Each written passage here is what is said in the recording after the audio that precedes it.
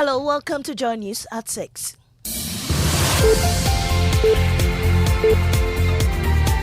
The news is live on Joy 99.7 FM and Hits 103.9 FM in Accra, in Kumasi on Love 99.5 FM, and over 30 affiliates across Ghana's 16 regions, including Sun City Radio, Keta Volta Premier Hall, and Menu Veve Flau and Bewa Radio Yendi. Get radio, TV, and online content on the myjoyonline.com interactive app for Android and iOS devices. Coming up, Chairman of the Ad Hoc Committee probing an alleged plot to remove the Inspector General of Police says there is a new audio being considered. You've had the benefit of a tape on the assumption that it's authentic. The members of the committee will have to internalize that tape, and it is also transcribed and look at it. God save Ghana if a coup happens in neighboring Cote d'Ivoire, words of Majority Leader Osei Mensah Bonsu as he expresses concern over the growing number of military takeovers in Africa. Everything will be done to make sure that the financial system is protected. We'll also hear from former President John Mahama, who is also worried about the coups in Africa in business. Government considers takeover of National Investment Bank by ADB as part of measures to restructure the financial institution. We've got details on the Joy Business Report. And CETA calls off its month-long strike amidst a freeze in their August salaries with the hope of improved working conditions.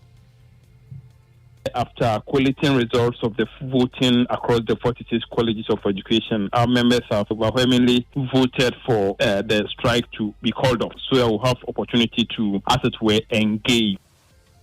These are more coming up shortly. I am Amisi Nyamiche Thompson.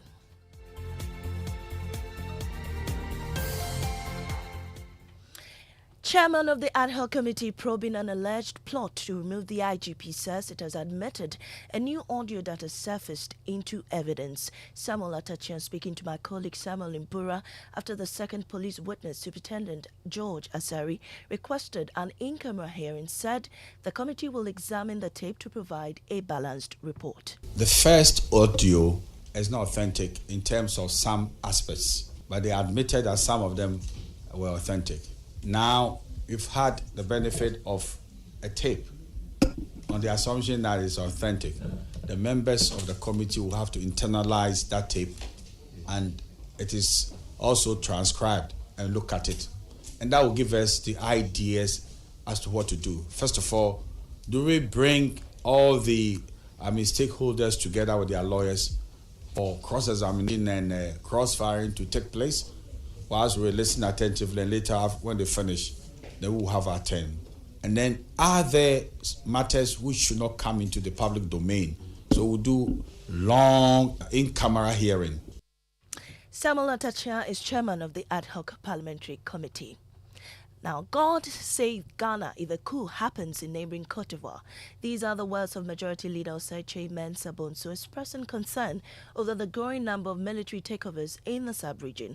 Speaking at an Assemblies of God Church event in Kumasi, the Swami MP said a country's economic downturn should not be a motivation to bring down institutions. Nana Boachi Yadom has the rest of the story. In 2021, there were 6 coup attempts in Africa, with 4 of them successful. Addressing the congregation as guest speaker at the induction ceremony of the Ashanti East Regional Officers of the Assemblies of God Church, Majority Leader Osei Mensah Bonsu said happenings across the African continent are indication that Christians must not relent in prayer. We know what has happened in Niger quite recently. And just 3 days ago, Gabon, the next country on the radar is La Côte d'Ivoire.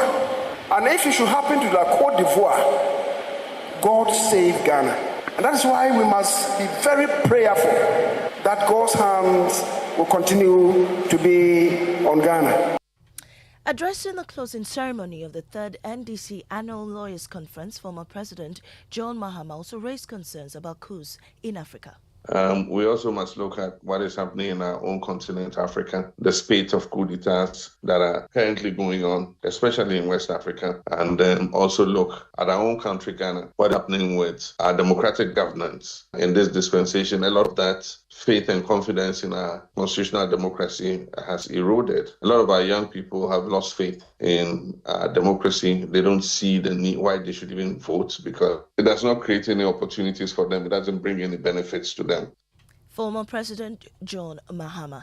The National House of Chiefs is urging the President or government to address the pressing need for adequate remuneration and resources to effectively handle the multitude of chieftaincy-related matters before them. According to the President of the House, Ojiahoho Yaljebi II, inadequate remuneration and a shortage of essential tools are hindering their work.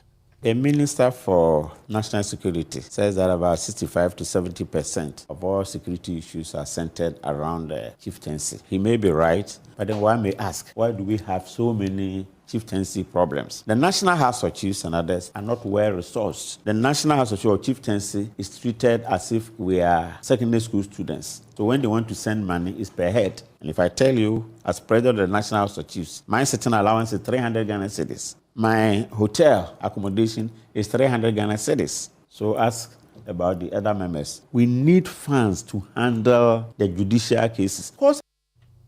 You had President of the National House of Chiefs, Ojiahoho Yaljebi II, and members of the Colleges of Education Teachers Association of Ghana, CTAG, last night brought to an end their month-long strike with the hope of improved working conditions. Their action triggered a freeze in their August salaries after the teachers failed to heed several pleas to return to the classroom.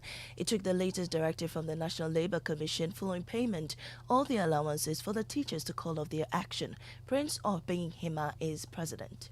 After collating results of the voting across the 46 colleges of education, our members have overwhelmingly voted for the strike to be called off. So I will have opportunity to, as it were, engage. Prince Obinghima is president of CTAG. Now, he dropped out of school in class 6, knowing that his qualification could not earn him any meaningful job then. Kofi Adjei resorted to menial jobs, which could at least help him cater for himself. He has now resorted to selling coconut to ensure his children have what he did not get when growing up, education. Hannah Odami has more in today's series of Stories of Hope.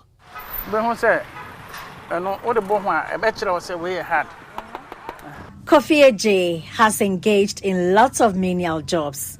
He's done mason work. He's driven commercial vehicles. But years ago, he settled on the coconut business. I got engaged in coconut business, though it's difficult because the job requires lots of effort.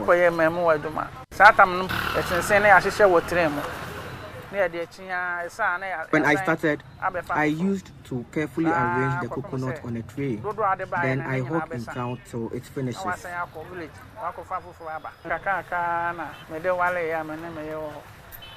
I would say this job has been very beneficial to me because that's all I've been doing, and through that, I have married.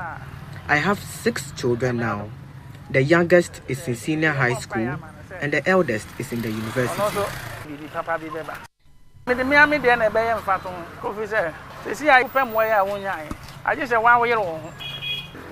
I always use myself as an example when I advise them.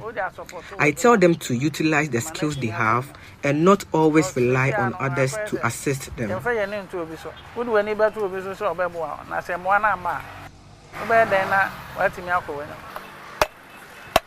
For Joy News, I am Hannah Odami.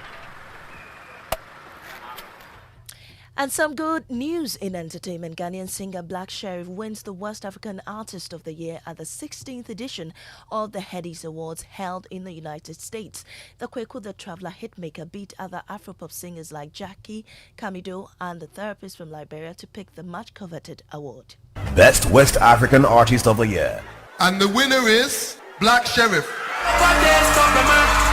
No, I'm gonna run my race. I'm gonna keep my pace. Cause we have no one to play. When I fall again, I can't stand this pain. I can't watch me fail. So anytime you pray, remember my name. Remember you know what traveler. The name is Kweku the Hustler. If you far away, just you Kuala. Allah Akbar. Thank you so much to the fans, to the listeners. Thank you, Headies. Thank you, Nigeria. Thank you, Ghana. Thank you, Kono Bisongo. I love you. I'll be back again for me coming. I swear on my life. I can't wait to be back. Congratulations to Black Sheriff on that one. That's it for the bulletin. In our top story, chairman of the ad hoc committee probing an alleged plot to remove the Inspector General of Police says there's a new audio being considered. I am Amisi Nyamiche Thompson. Business is next on the Super Morning Show.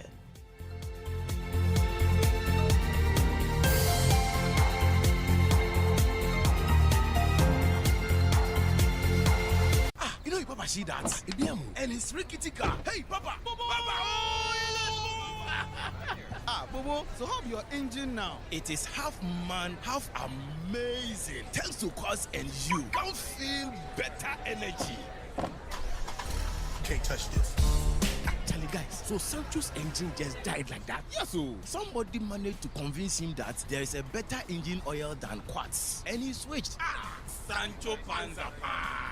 Now, which engine oil can be better than Quartz? No other, my guy. Quartz with its age-resistant technology, it keeps your engine younger for longer.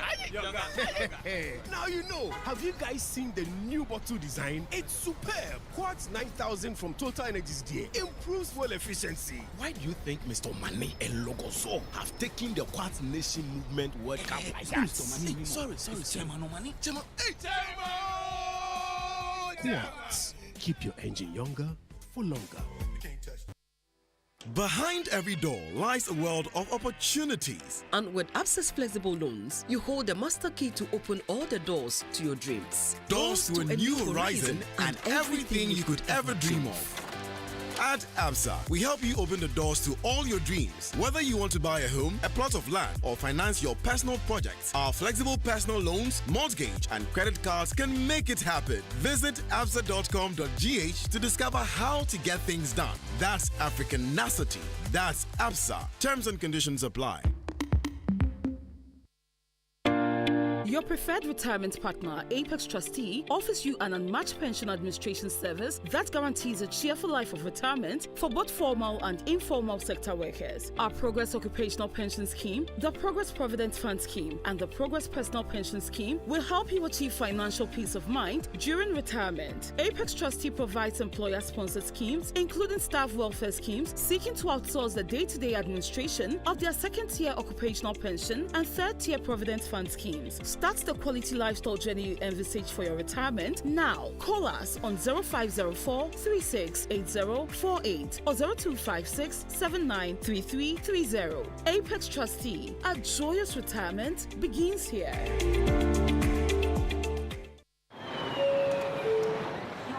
Welcome to the Visa Summer Experience. Enjoy offers from merchants worldwide. Get your visa. Explore the world with complimentary travel insurance. Relax in premium airport lounges worldwide. Check in with exotic hotel deals. Relish sweet deals on restaurants. Fuel your adventure with discounted car rentals. And if you want to shop online, we've got offers for you too. There's so much for every traveler. Visit africa.visa.com today. Yeah, Charlie, so many vibes and I bought 10 father, my sanaba. My mini papa, and you're not for more fear no more acquaintum. Trebiania, so I'm Maniscaco Fiesi and Fancy that near fear for before Jawisi no parking. A bear man Sujai Casa. Thanks to Sukasa, how to your nature. Sukasa Sia Dan Brony friend affordable luxury homes, or more 2, 3, 4 bedrooms, where you're fully gated or grants and communities, or more malls, clubhouse, and all social amenities, plus 24-hour security. I'm sign with flexible payments, and yeah, I know my dear at Dow Casa, plus 100% guaranteed cashback. Yes, 100% guaranteed cashback. No quick one-answer stories. Contact Sukasa right now through phone calls or WhatsApp on 030-296-0865 and 055-369-7886. Charlie's social media so more, baby. You can find them on Facebook, Instagram, LinkedIn, and YouTube at Sukasa GH. Email Susi at info@sukasa.com.gh. Sukasa, building on trust.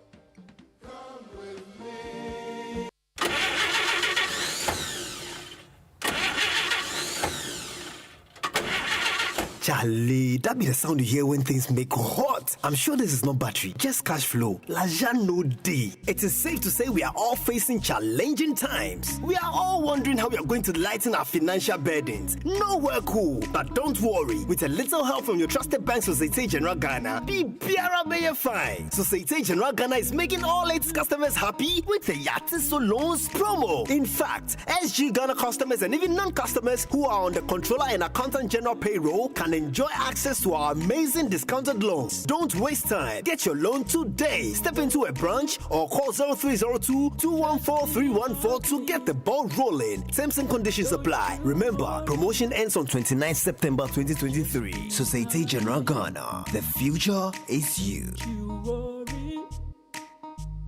Just be happy. Don't you worry. In an era where the business environment is constantly changing, the need for accounting and finance professionals who can guide and lead organizations to sustainable success is critical. The good news is, CIMA's CGMA designation, held by over 150,000 professionals globally, delivers the skills, competencies, and mindsets that employers require. Learn more about the CGMA designation at www.aicpa-cima.com or email accra@aicpa-cima.com. Pafu Jingles. Hey, morning. My microphone didn't want to come on. I don't know Jingles, what kind of. Yeah, how you doing? Charlie, media pan. Great. So the president wants a public conversation about Article 71 holders. Yeah. And I mean, I love what he actually said, the way he said, and I quote, "It appears that every president is bound to establish such a committee. I think it may be worth our while to examine the practice of other jurisdictions. For example, the American one, where the principles are established and automatically adjusted according to certain objective criteria." So the president he sees the issue with the actual constitutional provision, okay? And the fact that it means every 4 years we have to bring people together to come and make a decision that really could have been made once and then simply follows a formula or a procedure, so that everybody knows before you come into office what you're entitled to. It's not some group that will come and determine it, 3/4 of the way into your job, and then you get back pay. Okay. Also, this whole ex gratia idea, which the public seems to have varying views on. Well, I don't know if they vary.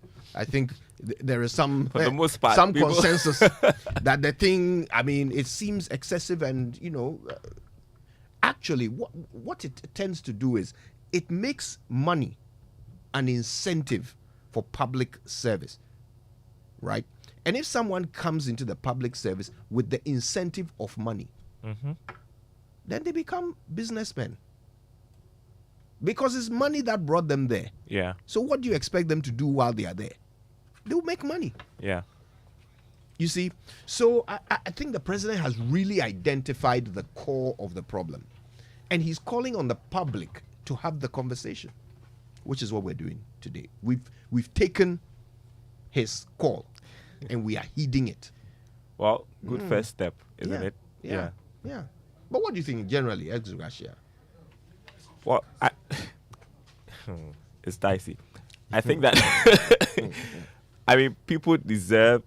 I'll call it some sort of appreciation or honor for the kind of service they render to our nation. Yeah. But I guess that people are frustrated about this because they don't see their leaders as being, what do I say?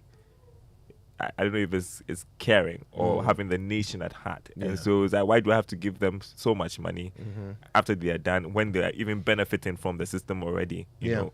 And so that's it. But I feel that if you do good work for the country, I mean, there should be some sort of appreciation. I don't know.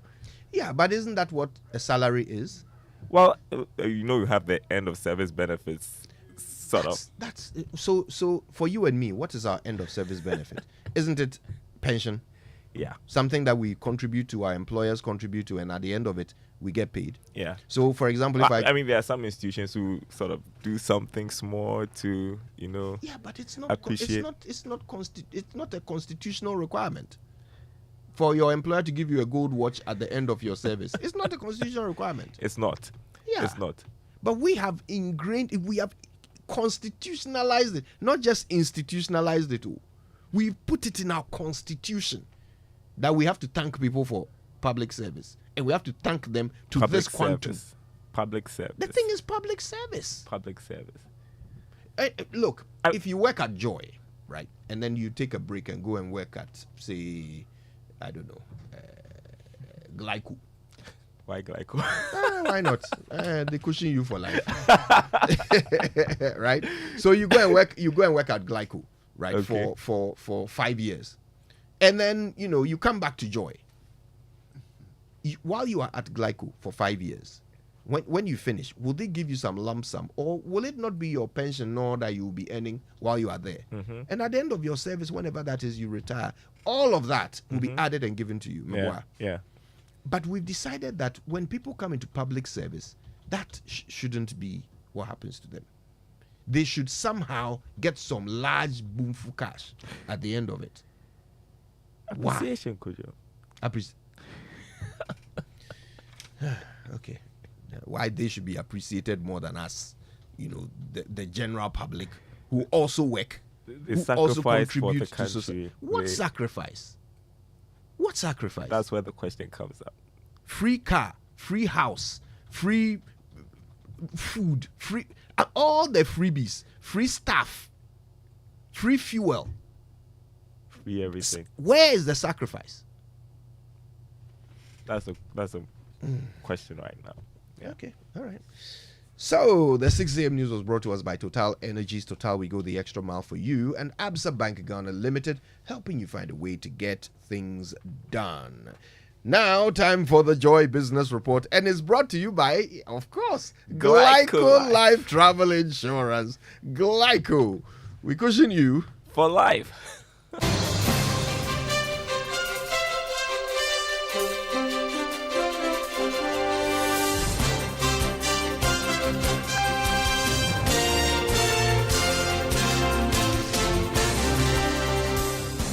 Hey everyone, welcome to the Joy Business Report. Hello to our friends listening from Kofo Radio and KTU Radio. Coming up, government considers takeover of National Investment Bank by ADB as part of measures to restructure the financial institution.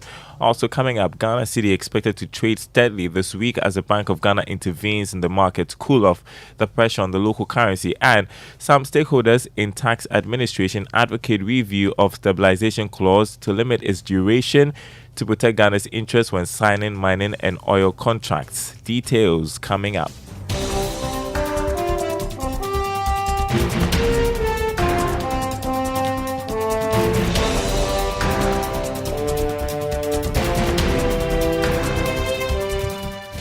My name is Daryl Kwao. Great to be with you this Tuesday morning. Now, government is considering the takeover of the National Investment Bank by ADB Bank. The move is part of proposed measures to help save the troubled financial institution. George Yafe has been engaging persons working on the transaction and reports. Joy Business understands that government hasn't made a definite decision yet when it comes to the takeover of NIB by ADB, but this is highly under consideration. This is because this is part of several options being considered to turn around the National Investment Bank, NIB. Sources say ADB itself may need some additional financial support to undertake this takeover, looking at the current state of NIB. We also understand that government has gotten to that stage where it claims it cannot continue to extend financial support to the National Investment Bank. Some persons close to NIB have also argued that the takeover is not the best option. This is because they have proposed several measures to turn around the bank. Some include a 2.2 billion Ghana cedis capital injection to turn around the bank, so that floating of shares to raise additional funds to recapitalize the National Investment Bank. Some of these persons have also argued that NIB itself has taken some steps internally which is yielding some positive results. Well, developments in the coming days will reveal how things will proceed when it comes to the takeover of NIB by ADB, and whether it will come on or not. George Yafe starting us off with that report. Meanwhile, financial economist Professor Lord Mensah doesn't think this approach is the best option to turn around the National Investment Bank. I don't see ADB to have that kind of strong financial muscle to absorb, NIB. If you look at the NIB's balance sheet, clearly, you could see that most of their loans, that are impaired are with contractors who are working for government. And so it's kind of a cycle that has, weakened NIB. And I believe ADB being a government, bank, also government-oriented bank, is also in the same, situation. So putting the two together is more or less a way of continuing, with a weakness. So for me, it's not the best option. I mean, what government can do is to get an external investor to put money into NIB. I mean, to revive NIB. Financial economist Professor Lord Mensah there. The Ghana cedi is expected to trade steadily this week as the Bank of Ghana intervenes in the market to cool off the pressure on the local currency. Last week, the cedi came under renewed pressure despite support from the central bank to improve foreign exchange liquidity. Here's more in this report. The local currency opened last week at a mid-rate of 11 cedis 50 pesos to a dollar and traded steadily, losing 0.65% week on week on the retail market. In the 35th Forex auction for the bulk oil distribution companies, the central bank allotted $20 million at a 30-day forward rate of 11 cedis 42 pesos. The current forward rate indicated a 100 basis point increase from the previous auction. The Bank of Ghana also provided $11.5 million on the spot market to help tame demand pressures. However, this was not enough to stabilize the cedi as local demand caused the local currency to lose ground last week. Since January this year, the cedi has lost about 11.40% to the American greenback on the retail market and 22% on the interbank market. While on the currency market this morning, the dollar going for 11 cedis 50 pesos. On the forex or retail market, the pound going for 14 cedis 78 pesos and the euro going for 12 cedis 48 pesos. Now, the introduction of a single currency, the ECO for West African Monetary Zone, will dominate discussions as Ghana hosts the mid-year strategy meeting for top 4 ECOWAS Monetary Zone. The tracking progress made in stabilizing their respective countries will be also discussed. The top monetary institutes in ECOWAS are the West African Monetary Agency, the West Africa Institute for Financial and Economic Management, and the West Africa Monetary Institute. The meeting, which begins today, is expected to end on September 15. Ghana is bidding to host the West African Central Bank and believes this meeting could help the country's plan. In other news, the president of the Chartered Institute of Taxation, George Kwetia, is advocating a review of some aspects of Ghana's stability clause to protect the interests of the country when signing mining and petroleum deals. The essence of a stabilization clause in a contract is to protect foreign investors from interference by host countries. Speaking to Joy Business, Mr. Kwetia proposed that the law must be revised to limit its duration to avert the situation where foreign companies trigger the clause to avoid tax payment in the future. So stability clauses are a very big challenge to us, and it is going to be increasingly difficult as I see it to deal with the past. But going forward, I guess some of the things we need to do is to have sunset clauses in these agreements, such that if we sign any agreement with a stability clause, there should be an end point or a given time to say that this agreement has to be revisited or this agreement ends on this date. And we have to renegotiate. If we don't do that, then we're going to have these stability clauses running ad infinitum, which is not good for us. We also need to get our people to really understand and appreciate when we are signing these agreements. You heard President of the Chartered Institute of Taxation, George Kwetia. The International Chamber of Commerce is urging small businesses to take advantage of exhibitions and fairs to market their products globally. According to its Secretary General, Emmanuel Donikwame, the demolition of the Ghana International Trade Fair Center has left a huge vacuum, hence the need to explore other avenues. He spoke to Joy Business.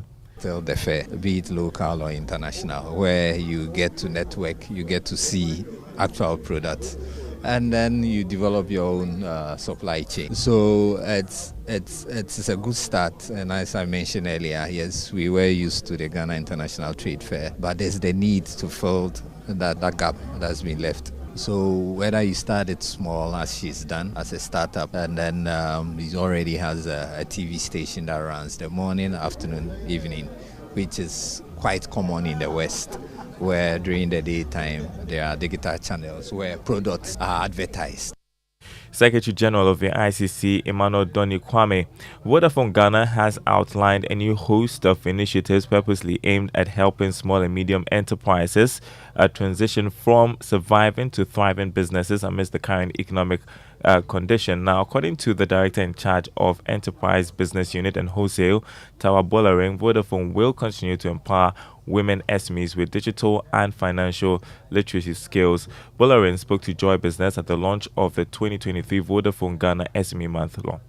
Inviting everybody all through the month of September to look out on our social media channels for everything you need to know about how you can grow and how you can expand your business. We have our SME conference. That SME conference is coming up in September. We're bringing industry experts together to talk to our businesses about how they can innovate, how they can expand, and how they can comply to grow. And then we've just launched the first in Ghana, never before seen package called Vodafone One Business, which will bring everything you need for your combined communication need together in one portfolio. Tawa Bolarin, the director in charge of Enterprise Business Unit and Wholesale at Vodafone Ghana. On Investor Eye today, you must always be careful of social investment schemes. Make sure you ask questions and seek more information from a regulator such as the Bank of Ghana or the Securities and Exchange Commission to confirm that the investment company has been licensed before you put your monies in that company. Emmanuel Mensapia is director in charge of Risk Management Department at the SEC, and he gives some education. Then there's the social consensus tactic. The social consensus tactic is where they give you the impression that everybody is doing it. So you should also do it. But you are not everybody. And so your needs and how you structure your finances may not suit everybody. So you need to be careful of just joining a bandwagon, maybe of a certain group of professionals, or you attended school with some people and they are all investing and they are promoting it at your school gatherings and so on, and so because of that you join. No. And to make a date, Investor Eye comes your way again on Thursday on the Joy Business Report. I'm excited because you sound confused right now, Darryl. No, because I just saw somebody. We were not quite in the building, and I'm so excited. Well, on the commodity market this morning, crude oil open trading at $88 a barrel. Gold lost almost $6, selling at $1,936.85 an ounce. Cocoa trading at $3,605 a ton after losing $33. More news on our website, myjoyline.com/business. What did he bring back? That's a big question, but we have something to welcome him back, don't we? Yeah, we do. Good God. We thank God for bringing Raymond back to us. All right, that's our inspirational song, which is brought to you by Duroplus Ghana Limited, producers of quality PVC and HDPE pipes and water tank. Where Duroplus goes, you know water flows. Here's our inspirational song, inspiring us as we welcome Raymond Aqua. You'll be hearing him shortly here on the Super Morning Show. Stay with us.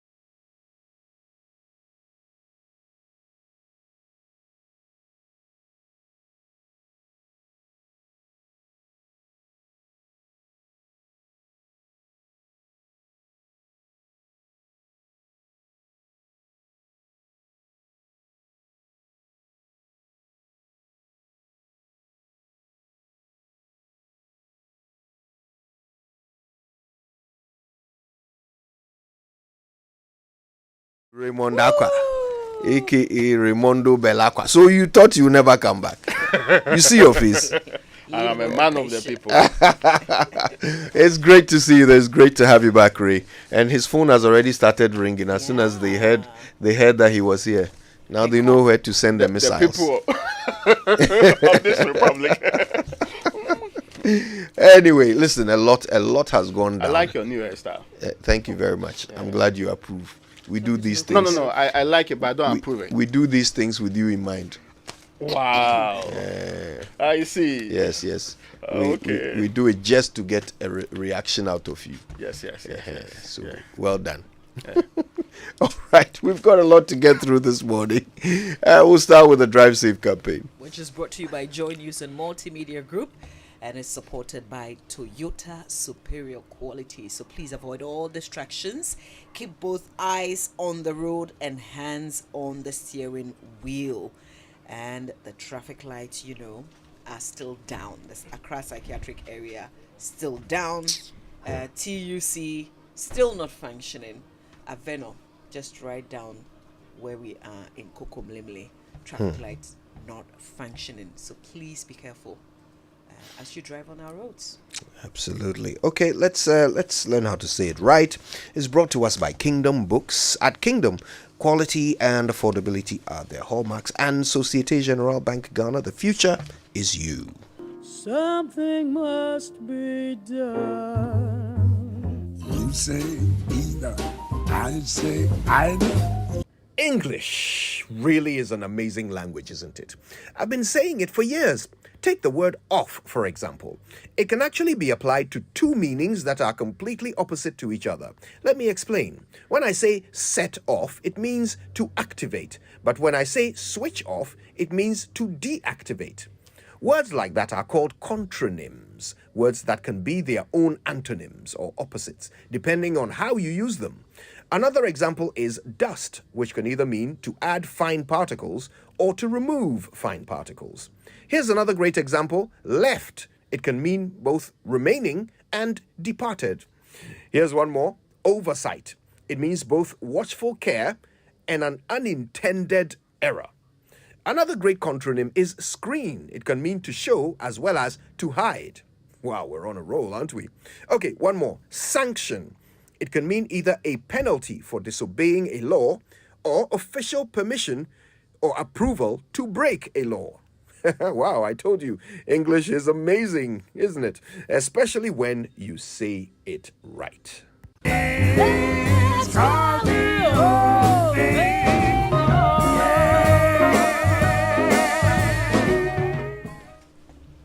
Kwame Ajato sent a text message. He says, tell Raymond we miss him. Charlie, that guy is solid. Can't wait to see him back on Upfront. Don't let his head swell. Standard practice. Standard practice. Your head is already swollen. All right. Before the news review brought to you by First Atlantic Bank, refreshingly different, and Syntex Tank, air strong, air tough. There's something else from Newsfile that I thought is worth sharing. Okay, so this was on the whole IGP leaked tape intrigue. This happened to be the second topic that came up for discussion on Newsfile, and the NP for Boko Central, Mahama Ayariga, expressed concerns over the fact that the Ghana Public Police Service has been politicized on partisan basis, and he described that situation as a dangerous one. Let's listen to him. The discussions that have been taking place around the question of how do you get a less politicized security services. That's a very fundamental question. And I think that the revelations made by a retiring senior police officer cannot be swept under the carpet because he's lived it through and he's made it very clear that we have a highly politicized, not just politicized, but partisan politicized. That's the danger. It's not a police with a high political consciousness. In fact, a police with a very high political consciousness is a good thing. But a police with highly partisan consciousness is a very dangerous thing. I believe that this is an opportunity for the service itself to begin to then put in place measures to sanitize itself. Admittedly, the politicians from the majority and minority party, as we have, are the ones who have bred this monster for us. It is a fact that is being spoken over time that they have infiltrated the service with their supporters, and we have seen a lot of things happen in the service which show that it's not people who are interested in serving this nation and promoting service with integrity that have gone into the police service. However, the service itself can do something to ensure that they begin to sanitize them. The only thing I want to also underline is that the establishment, the confirmation by Bugri Nabu about all that stuff, his involvement is in no way, no shape, no size reflective of our party's position. He may be engaging as a regular private citizen, a member of our party, a former leader. But so this hearing is of no use? Well, I mean, to the extent, I think I agree with Honorable Ega, to the extent that it's telling us something about the police service that we ought to deal with and be mindful of. I think that is useful to that extent. Thank you. But then the joy for me is that it is not a political thing, but it is an internal jostling that is bringing up these issues. Morning Show. Green with him once.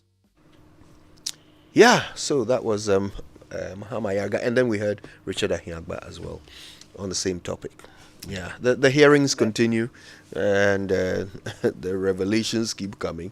Superintendent Asare was on yesterday. I'm sure the papers have captured what he had to say. Exactly, Kojo. So that's on the front page of the Daily Guide newspaper. It says, IGP Conconsatip, Superintendent Asare spills beans.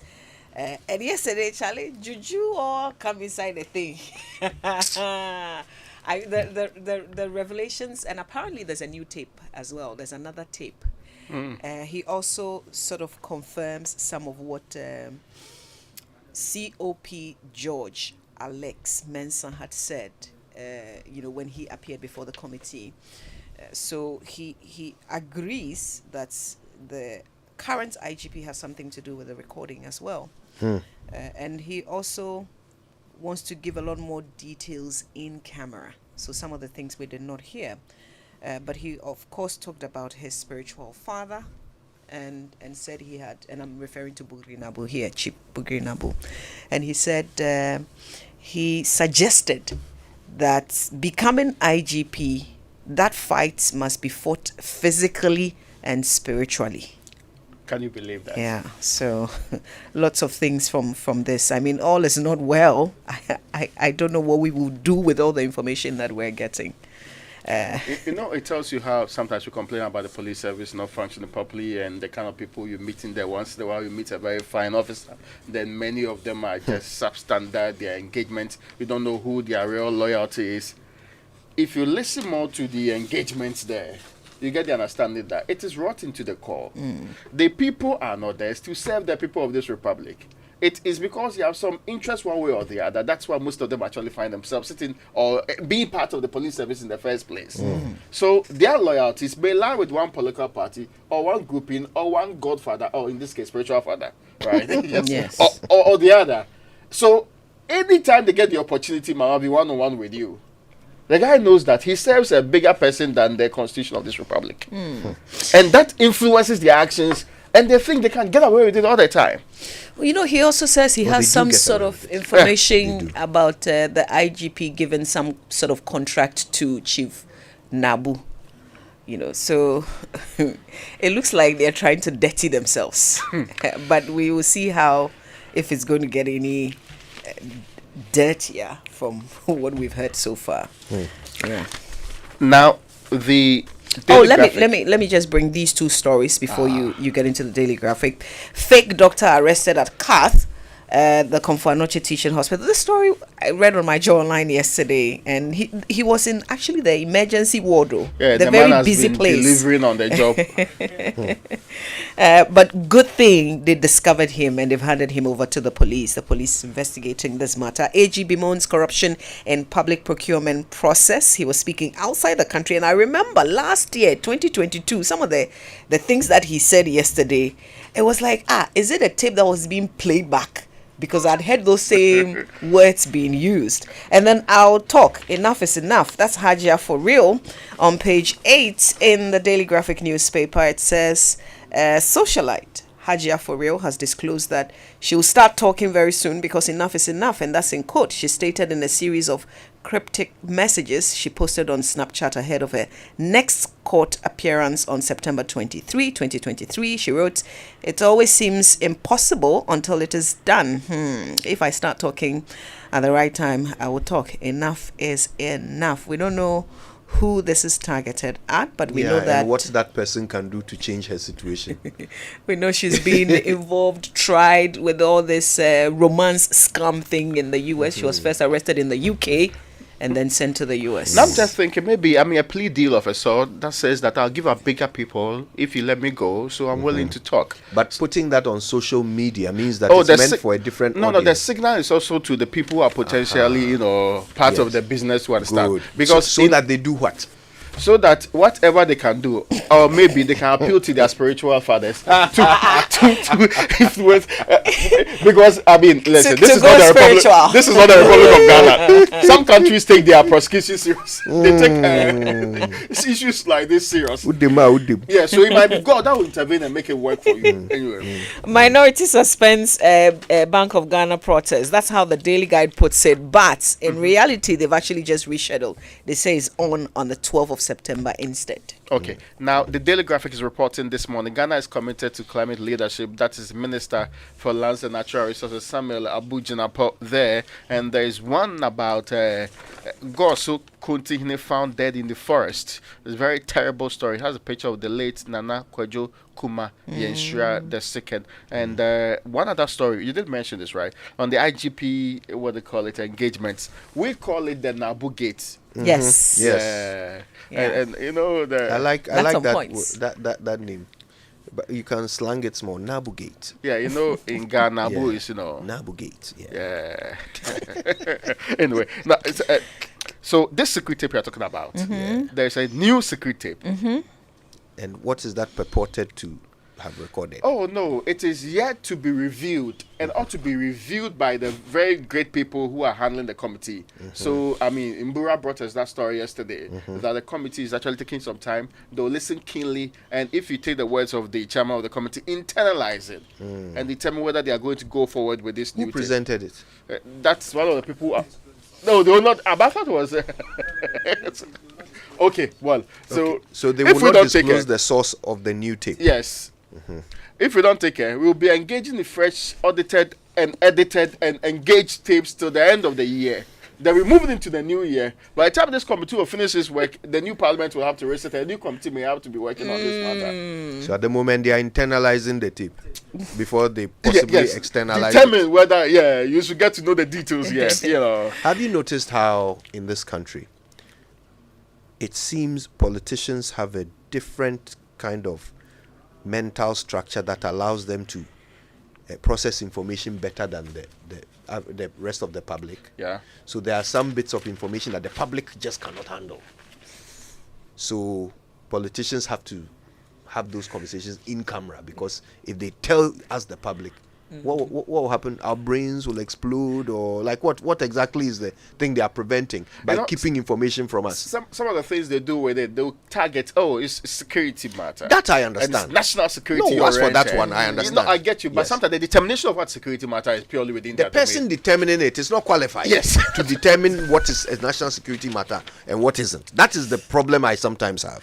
But to be fair, when something is flagged as a national security issue, it kind of removes our ability to debate whether it was something we should be hearing or not. So that kind of takes us out of it. So there's no point commenting there. Yeah. But I'm talking about simple things like, is the police service divided on partisan lines? They stopped the guy from answering that question because somehow the answer will injure the brains of Ghanaians. So it's a sensitive thing, so they will discuss it in camera.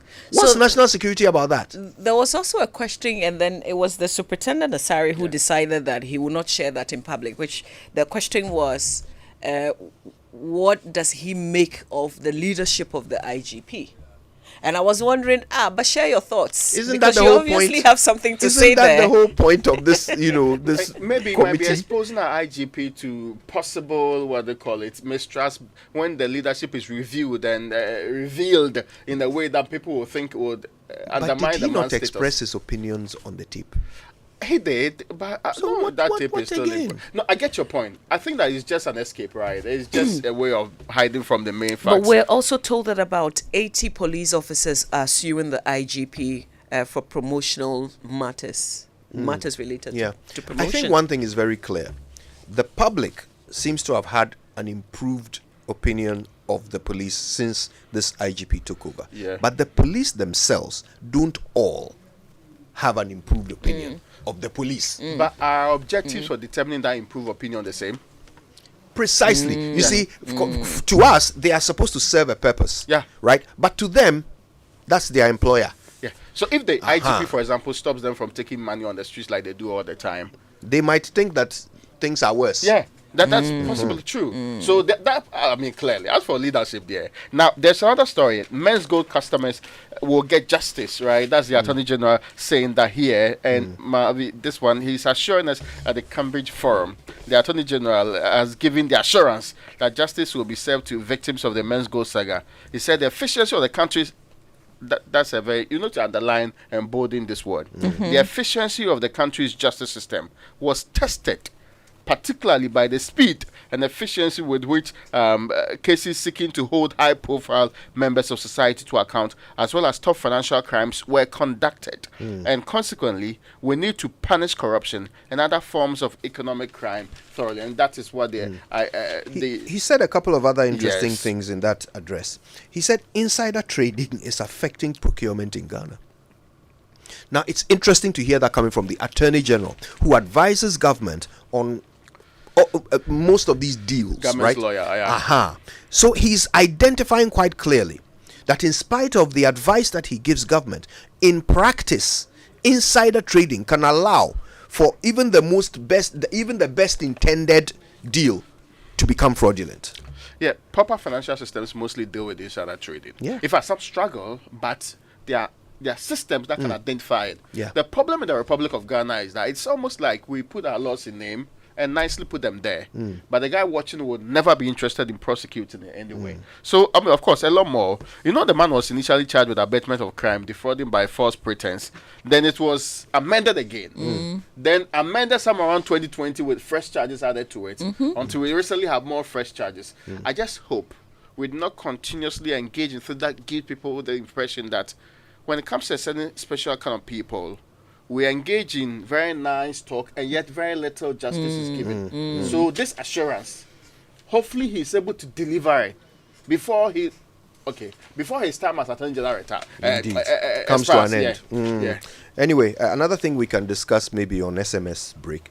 He says vulnerability and ignorance of public is responsible for the Men's Gold saga. We'll share views on that. Right now, though, the online review is brought to you by Zenith Bank in your best interest and Goyle Good Energy. So what do you do when you run out of fuel in your vehicle? Do you just top up anywhere? Well, let's introduce you to the Good Energy family and why you must be part. Goyle Super XP, Ron 95 and Diesel XP are the best quality fuels with high performance in town for your vehicle. Also, Goyle Super XP Ron 95 is a high-grade fuel sold at the same price as normal fuel. And Goyle Diesel XP is low in sulfur, making it an eco-friendly option for your vehicle. So with over 440 stations across the nation, join the family that rewards you with quality for an energized driving experience. Goyle Good Energy. Goyle Yen Arayedim. All right, go to myjoyonline.com for stories like this. Mahama's balancing judiciary appointments comment is fair and objective. Edujita Maklu is saying that. Alan speaks today on the way forward for his campaign. Yes, 2 p.m. apparently. We'll see what he has to say. Right now, though, time for the BBC News, brought to you by Fidelity Bank. Believe with us. For decades, we have helped businesses connect with their trade partners all over the globe. From Ghana to Burkina Faso, Côte d'Ivoire, Benin, Togo, Senegal, China, Morocco, France, Netherlands, and many other countries. We have made it possible to bring Ghana to the world. We have brought small and medium businesses closer to their customers across the regions in Ghana with our SME support facilities.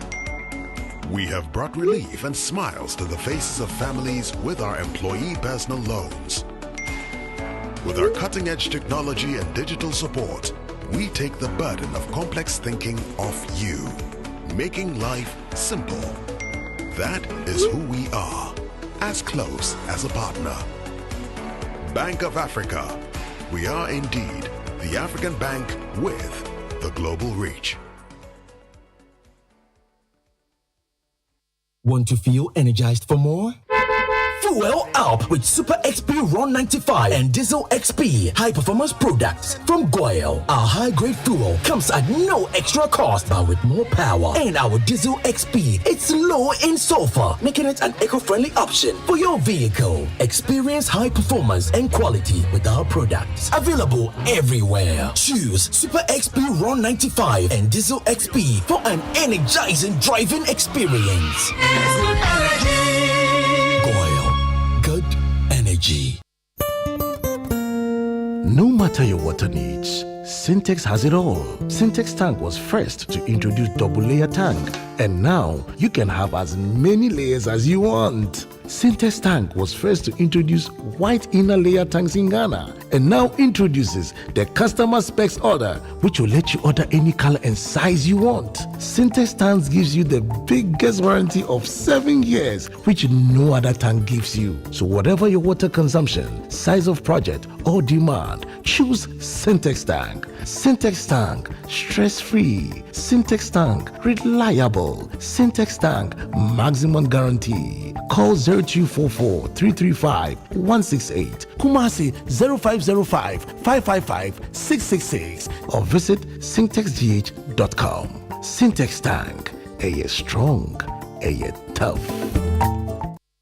Your search for a distinctive university to attend is now over. I introduce you to Heritage Christian College, located at Amasaman behind the Olympic Stadium, affiliated to KNUST and UCC, and accredited by the Ghana Tertiary Education Commission. The university offers Bachelor of Business Administration programs with options in accounting with computing, marketing, accounting, human resource management, business information technology management, entrepreneurship and technology innovation, Bachelor of Science courses in information technology and information security, nursing, and a Bachelor of Theology. We offer student entrepreneurship training with financial support. The entry qualifications include WASI, SSCE, GBCE, HND, and diploma in relevant fields. Mature entrants can also come if they are 25 years and above. We also offer 12-month Master of Science programs in accounting and taxation, accounting and finance, and human resource management. Contact us on 0547 777 731. Heritage Christian College, a university educating compassionate entrepreneurial leaders.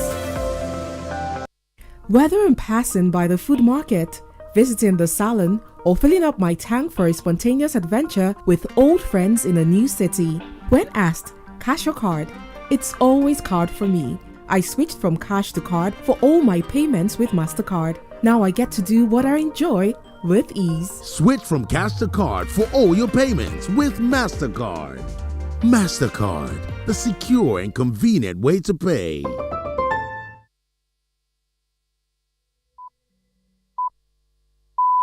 Up next, it's People Fixing the World from the BBC World Service with me, Myra Anubi. And today, we're talking about farming. We'll find out how technology is helping female farmers in Bangladesh fight sexism. There's nowhere that it says that whether this produce is coming from a female or a male.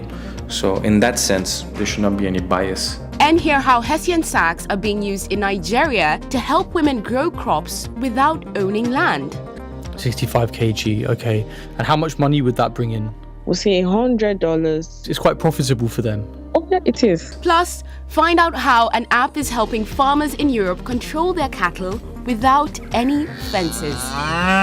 It is nice. Go to bed at night, flick it open before you go to bed, make sure everything's fine, maybe look at what they've been up to today, and then you can rest easy for the next day. All that is coming up on People Fixing the World after the BBC News. I'm Debbie Russ with the BBC News. Hello. A Japanese man has admitted in court to starting a fire at an animation studio that killed 36 people. Shinji Aoba carried out the attack in Kyoto 4 years ago because he believed the firm had stolen his ideas. Here's Molly Perella. Shinji Aoba appeared in court on Tuesday in a wheelchair, having suffered burns to most of his body in the attack in July 2019. He allegedly broke into the Kyoto Animation Building and poured gasoline around the ground floor before shouting "drop dead." The 45-year-old told the court that he didn't think so many people would die and admitted that he had gone too far. Mr. Aoba faces 5 charges, including murder, attempted murder and arson. He's pleaded not guilty on the grounds of mental incompetence. Prosecutors are expected to seek the death penalty. The White House says the reclusive leader of North Korea is planning to travel to Russia for his first talks with President Putin for 4 years. US officials believe Kim Jong-un's visit is part of efforts by Moscow to boost supplies of shells and missiles for its troops in Ukraine. From Los Angeles, here's Peter Bose. There has been growing concern in Washington that this deal was being worked on by Russia and North Korea. It followed a visit to North Korea by the Russian defense minister. So now we have confirmation from officials in Washington that it is believed that Kim Jong-un and Vladimir Putin will meet at some point in Russia over the next few weeks. A very high stakes meeting. They have met before. 2019 was the last time in Russia, but clearly the situation is different now. The Cuban government says it's uncovered a human trafficking ring aimed at recruiting its citizens to fight for Russia in Ukraine. A statement from the Foreign Ministry in Havana did not specify who was behind the operation. It said Cuba was firmly against the use of mercenaries and accused the island's enemies of trying to tarnish its image. Leaders of Southeast Asian countries are in Indonesia for a summit which they hope will help to resolve the political turmoil in Myanmar. The regional bloc ASEAN came up with a plan to end the violence after the Burmese military took power 2 years ago, but the proposals have largely been ignored by the army generals. Our Southeast Asia correspondent Jonathan Head is in Jakarta. It's not the first time people have questioned ASEAN's relevance. It's an organisation designed to be consensual, and so it only takes one member state to disagree, and they can't make any decisions at all. But this is the first time in Myanmar where they're dealing with a crisis of this scale among one of their own members. And that really has poisoned the waters for ASEAN, and it's split the association in a way it's never allowed itself to appear disunited before. Jonathan Head in Jakarta. World News from the BBC. Palestinian health officials say the Israeli military has shot dead a Palestinian man during a raid on a refugee camp near Tulkurum in the occupied West Bank. The military operation in Nur Shams is reported to have lasted several hours. Video on social media shows an armoured Israeli bulldozer being hit by an explosive device. The Israeli army hasn't commented. 200 women in Britain who say they were left in pain after having a permanent contraceptive device fitted have been cleared to take group legal action against the manufacturer. The Assure coil is made by the German company Bayer. It's facing similar lawsuits around the world. The firm insists Assure is safe. It says it will vigorously defend itself against the claims. The boss of the British port of Dover says he wants to reclaim land from the sea to create extra space for vehicles before new EU border controls come in next year. Katie Austin reports. The port says this summer went smoothly, with tourist traffic numbers nearly back to pre-COVID levels. But a fresh challenge looms. People entering the EU will soon have to register fingerprints and a photograph alongside their passport at the port. Doug Bannister had previously warned this could cause long queues. He's told the BBC he's now more confident authorities on both sides of the channel are trying to make it more workable. However, he wants to bring forward plans to fill in part of Dover's western docks, creating extra space to help prevent queues getting out of hand. China's biggest property developer has managed to make debt interest payments, which were initially due a month ago.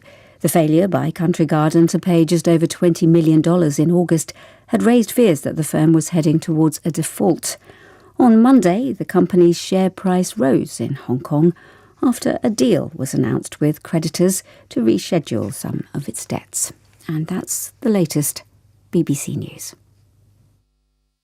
Hey, Cashman. Yeah. Don't you know Nana has assembled all of us and you are here making calls? My generator is spoiled too. So I'm calling a renowned Ghanaian company with an excellent track record in the sales and repairs of generator sets in Accra to come and repair for me. Is it Anointed Electricals? Yeah. Anointed Electricals deals in quality and genuine generators with high fuel efficiency. We also rent generators. They sell quality generators from 10 kVA to 2500 kVA. They have spare parts of other generators and can repair every faulty generator set even if you didn't buy from them. Look, now we don't have any electrical problem in Accra. How? Because Anointed Electricals is right here at East Legon, Lagos Avenue, opposite Tomric Hotel. And that's why Nana is calling us. Okay. Yes. If you want to buy a brand new generator or repair the old one, visit Anointed Electricals. Or if you are within Accra, call our hotline 0246 423 534 or call 0243 480 334. They have qualified and dedicated men on 24-hour after sales service. Then let's go and listen to Nana. Let's go. Gosh, after giving you the hint, won't you give me anything? Anointed, the generator experts.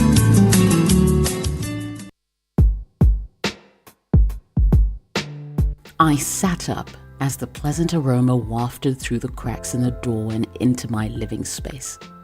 Whatever it was, smelled heavenly. I felt my palates open up to receive this very welcome guest. I mean, I had to taste. And as I rolled it around in my mouth, I realized I just loved the texture.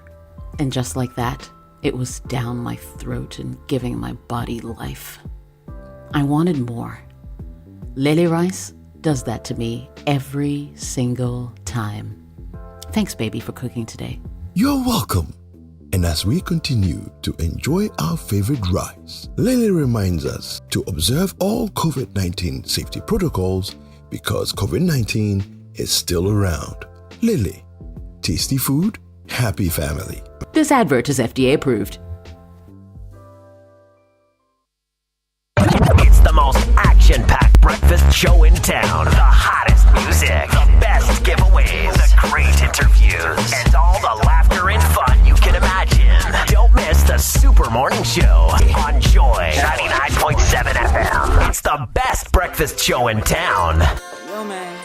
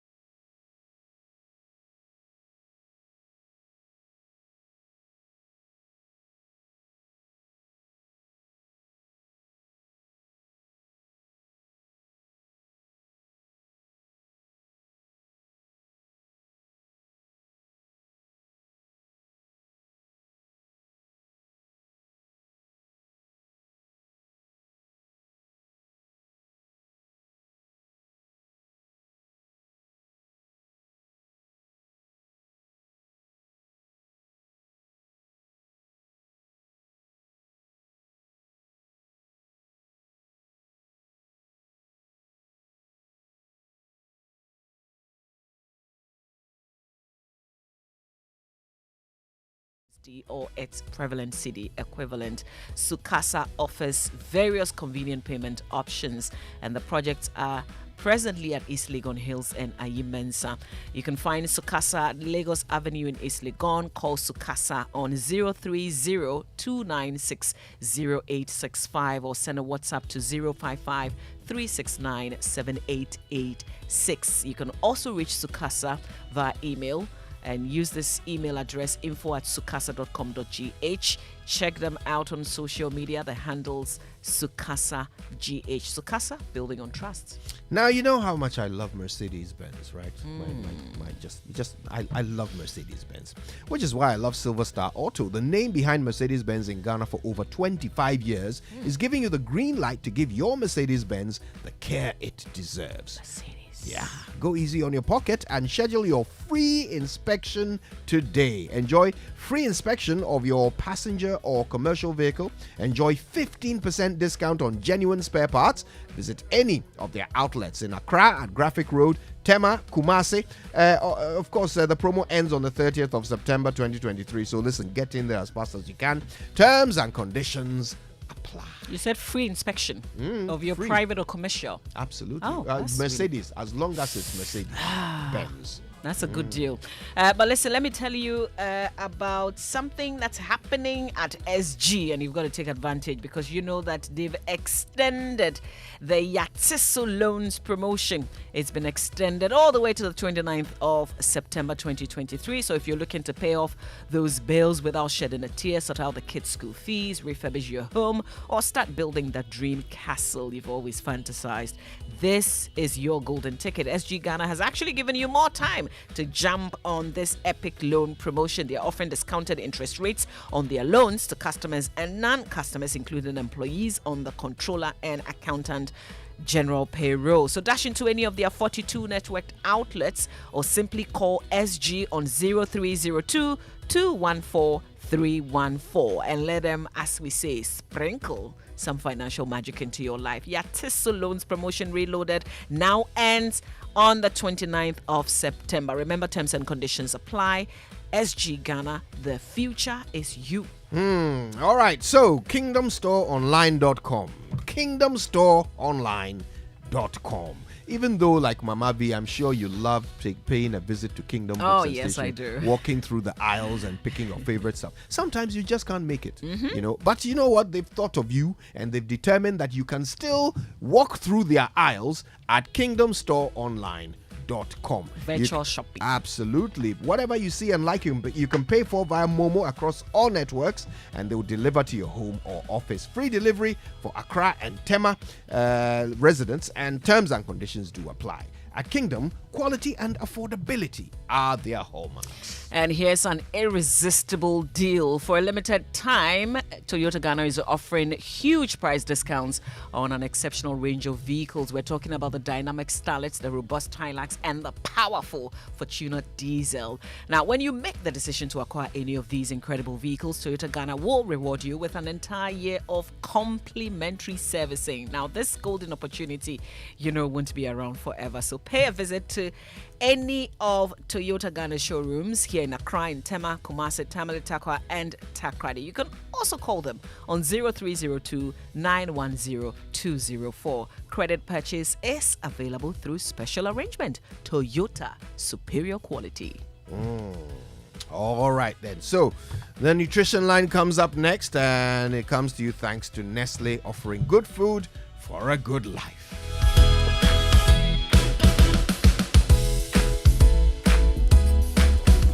Here you go, dear. Mom, you didn't add milk. No need to. Taste and see why.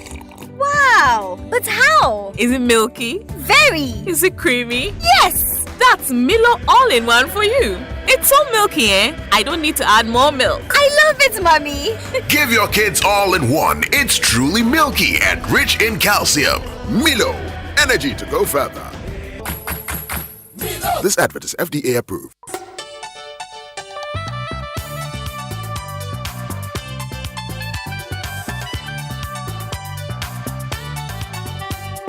This is Nestle Nutrition Line. Nestle Nutrition Line is a public service program from Nestle Ghana Limited. Nestle Nutrition line offers tips on good food for a good life. Now to your presenter. Hello, good morning. I hope you're well and looking forward to a great day. This is the one and only Nestle Nutrition Line. I'm Jackie Ankra, also known as Na Ajelesoa. Today, we continue our discussion on common eye diseases. Diabetic retinopathy is a common complication of diabetes and can lead to blindness. Diabetic retinopathy progressively damages the blood vessels of the retina, which are necessary for good vision. The condition can develop in anyone who has type 1 or type 2 diabetes. The longer you have diabetes and the less controlled your blood sugar is, the more likely you are to develop this eye complication. In the early stages of diabetic retinopathy, there are no symptoms. As the condition progresses, some symptoms include spots or dark strings floating in your vision, blurred vision, and dark or empty areas in your vision. Early diagnosis and timely treatment reduce the risk of vision loss. Therefore, every diabetic should include a visit to the eye doctor annually as part of their medical checkup. Everyone, especially above the age of 40 years, should have their blood glucose tested annually to detect the development of type 2 diabetes too. I'd like to thank you for tuning in this and every weekday morning. It's a beautiful day and you can do something beautiful with it. All you've got to do is try. We'll be standing by to hear from you. The numbers to call are 0302 517 020 or 0302 211 880. Monday to Friday, 8 a.m. to 5 p.m. Toll free 0800 12 0001. Monday to Friday, 8 a.m. to midnight. Weekends and holidays, 8 a.m. to 5 p.m. To WhatsApp, SMS or call, 8 a.m. to 8 p.m. The following numbers: 0593 845697, 0593 845649, 0593 845708. You can also email consumerservices@gh.nestle.com. Remember, whatever you do, give it all of your heart and might and soul, and have a beautiful day. Bye. Here you go, dear. Mom, you didn't add milk. No need to. Taste and see why. Wow, but how? Is it milky? Very. Is it creamy? Yes. That's Milo all-in-one for you. It's so milky, eh? I don't need to add more milk. I love it, Mommy. Give your kids all in one. It's truly milky and rich in calcium. Milo, energy to go further. Milo. This advert is FDA approved.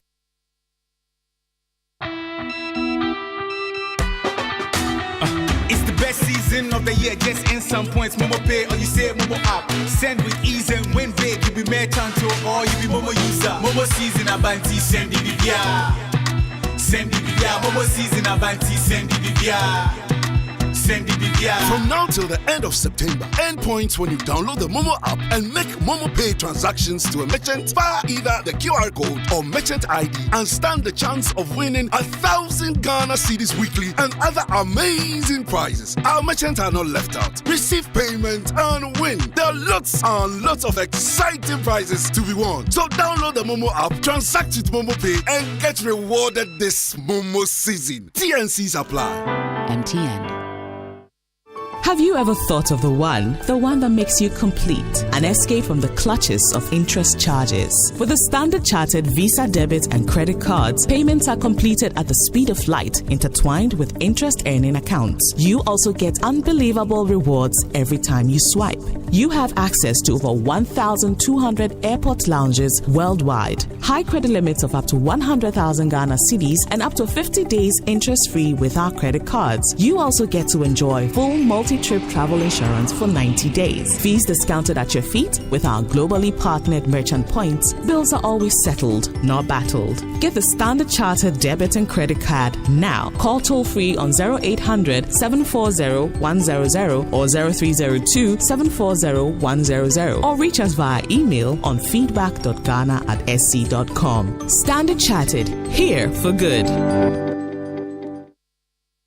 OneXBet jackpot is here with weekly massive prizes up for grabs. All you have to do is place your bets on any sports game and stand a chance to win. Simply register at onexbet.com.gh. Use promo code JackpotGhana and place your bets. 1xBet is your key to great victories. Feel like a winner.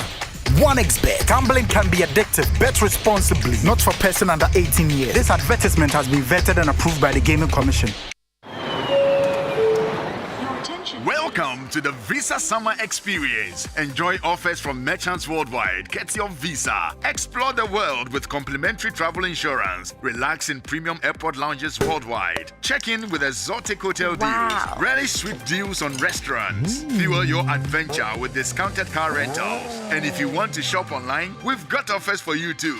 There's so much for every traveler. Visit africa.visa.com today.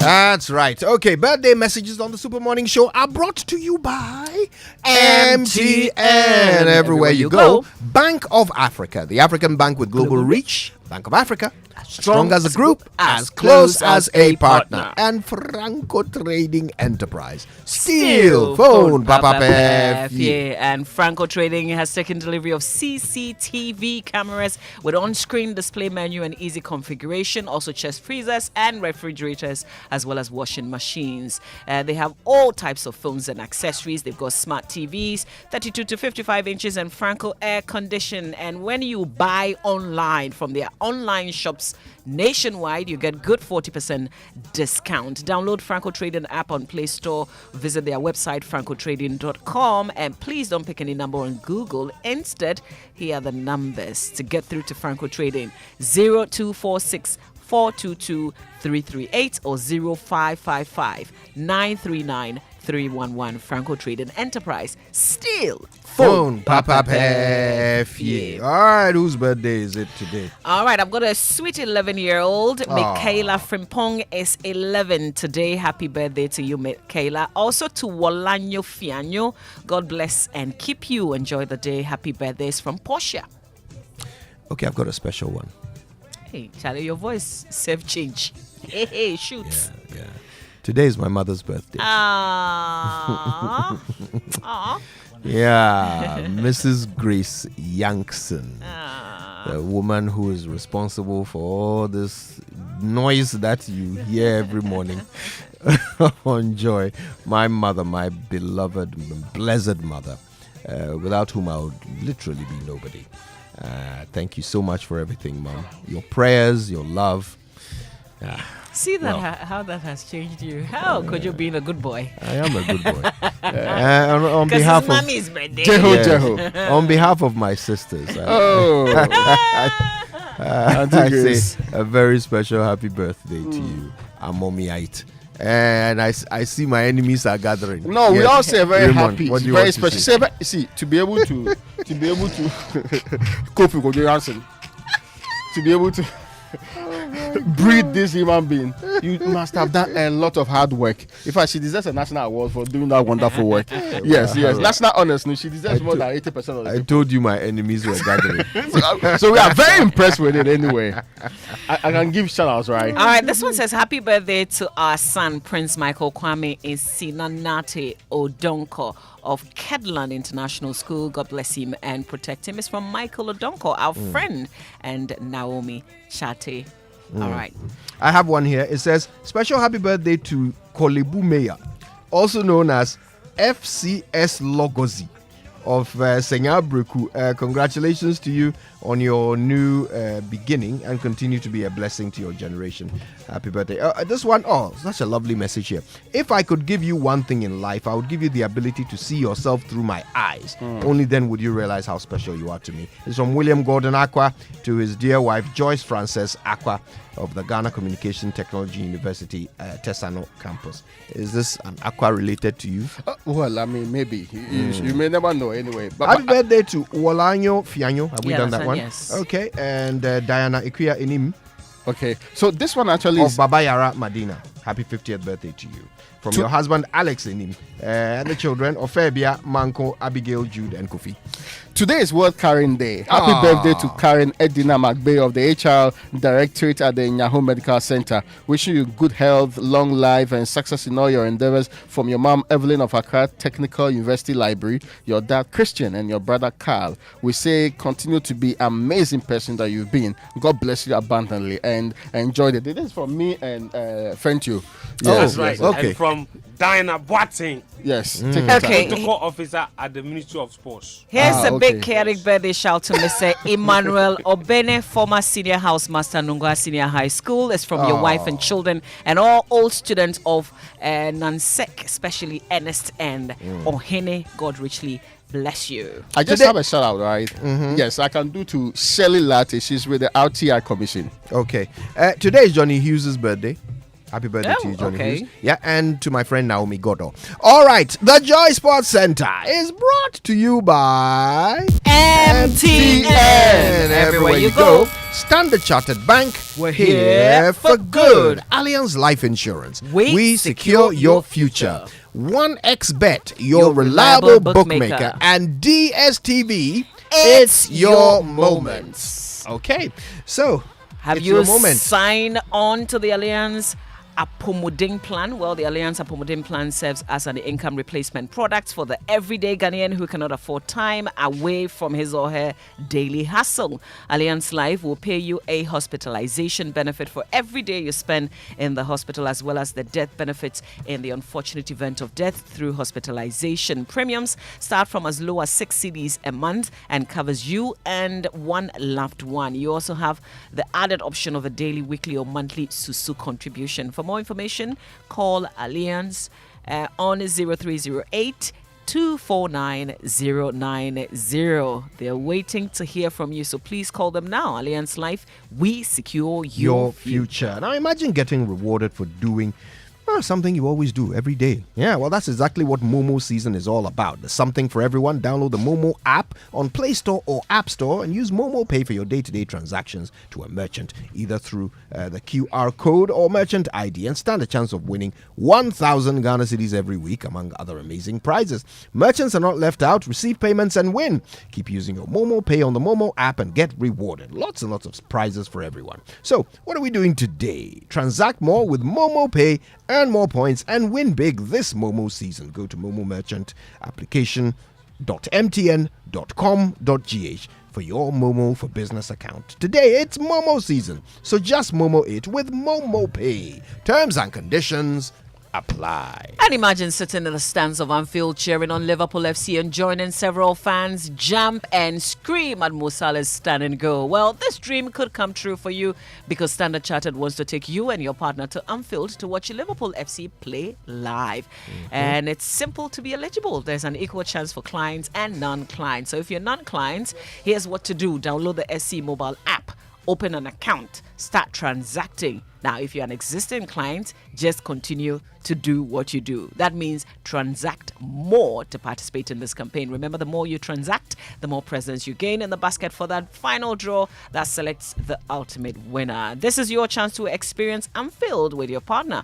There are other consolation prizes as well. So open that account and transact now to watch Liverpool FC play live at Anfield. This promotion is regulated by the NLA on the Caritas Lottery platform. Remember, terms and conditions apply. Standard Chartered. Here for good. Now, to win every week, football players need to train for many years. 1xBet players can get on the road to success much faster. Take part in the Jackpot of the Week promotion.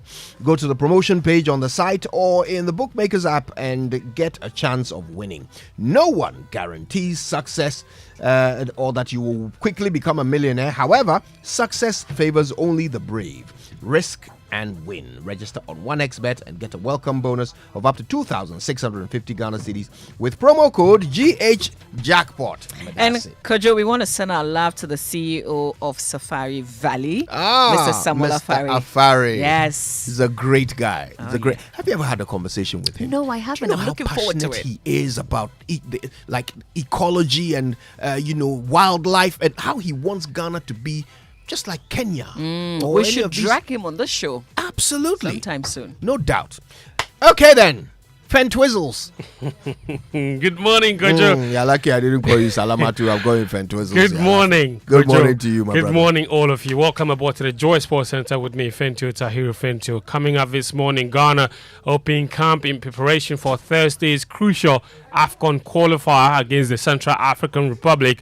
And the controversy. Samuel Techi says the Ministry of Youth and Sports owes him $20,000 as promised by the president when he won a bronze medal at the Olympic Games. Meanwhile, the ministry says they only owe him $10,000. We'll get into details of that story.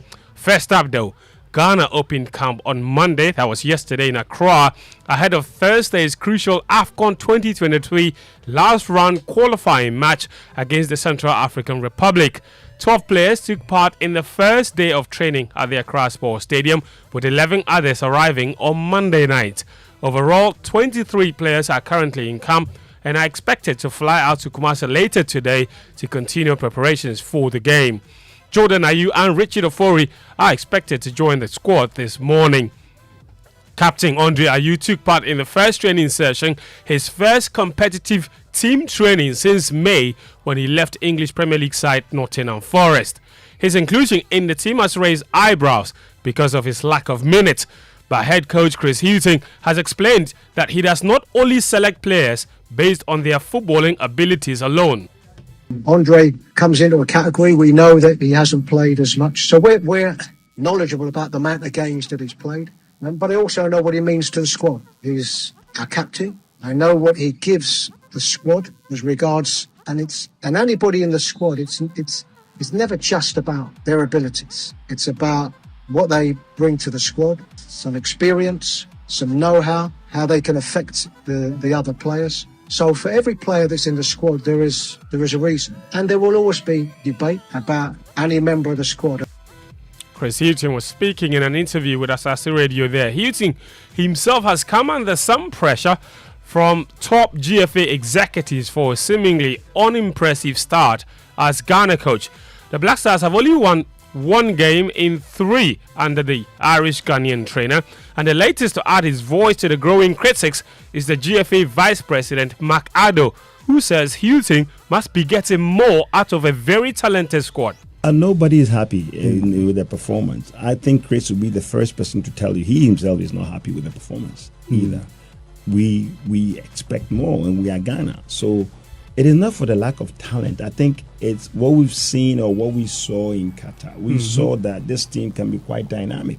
So it's a question of making sure that he's picking all the right players, and also ensuring that the system that he's deploying is quite dynamic enough to be able to break teams down, and so that we can get results.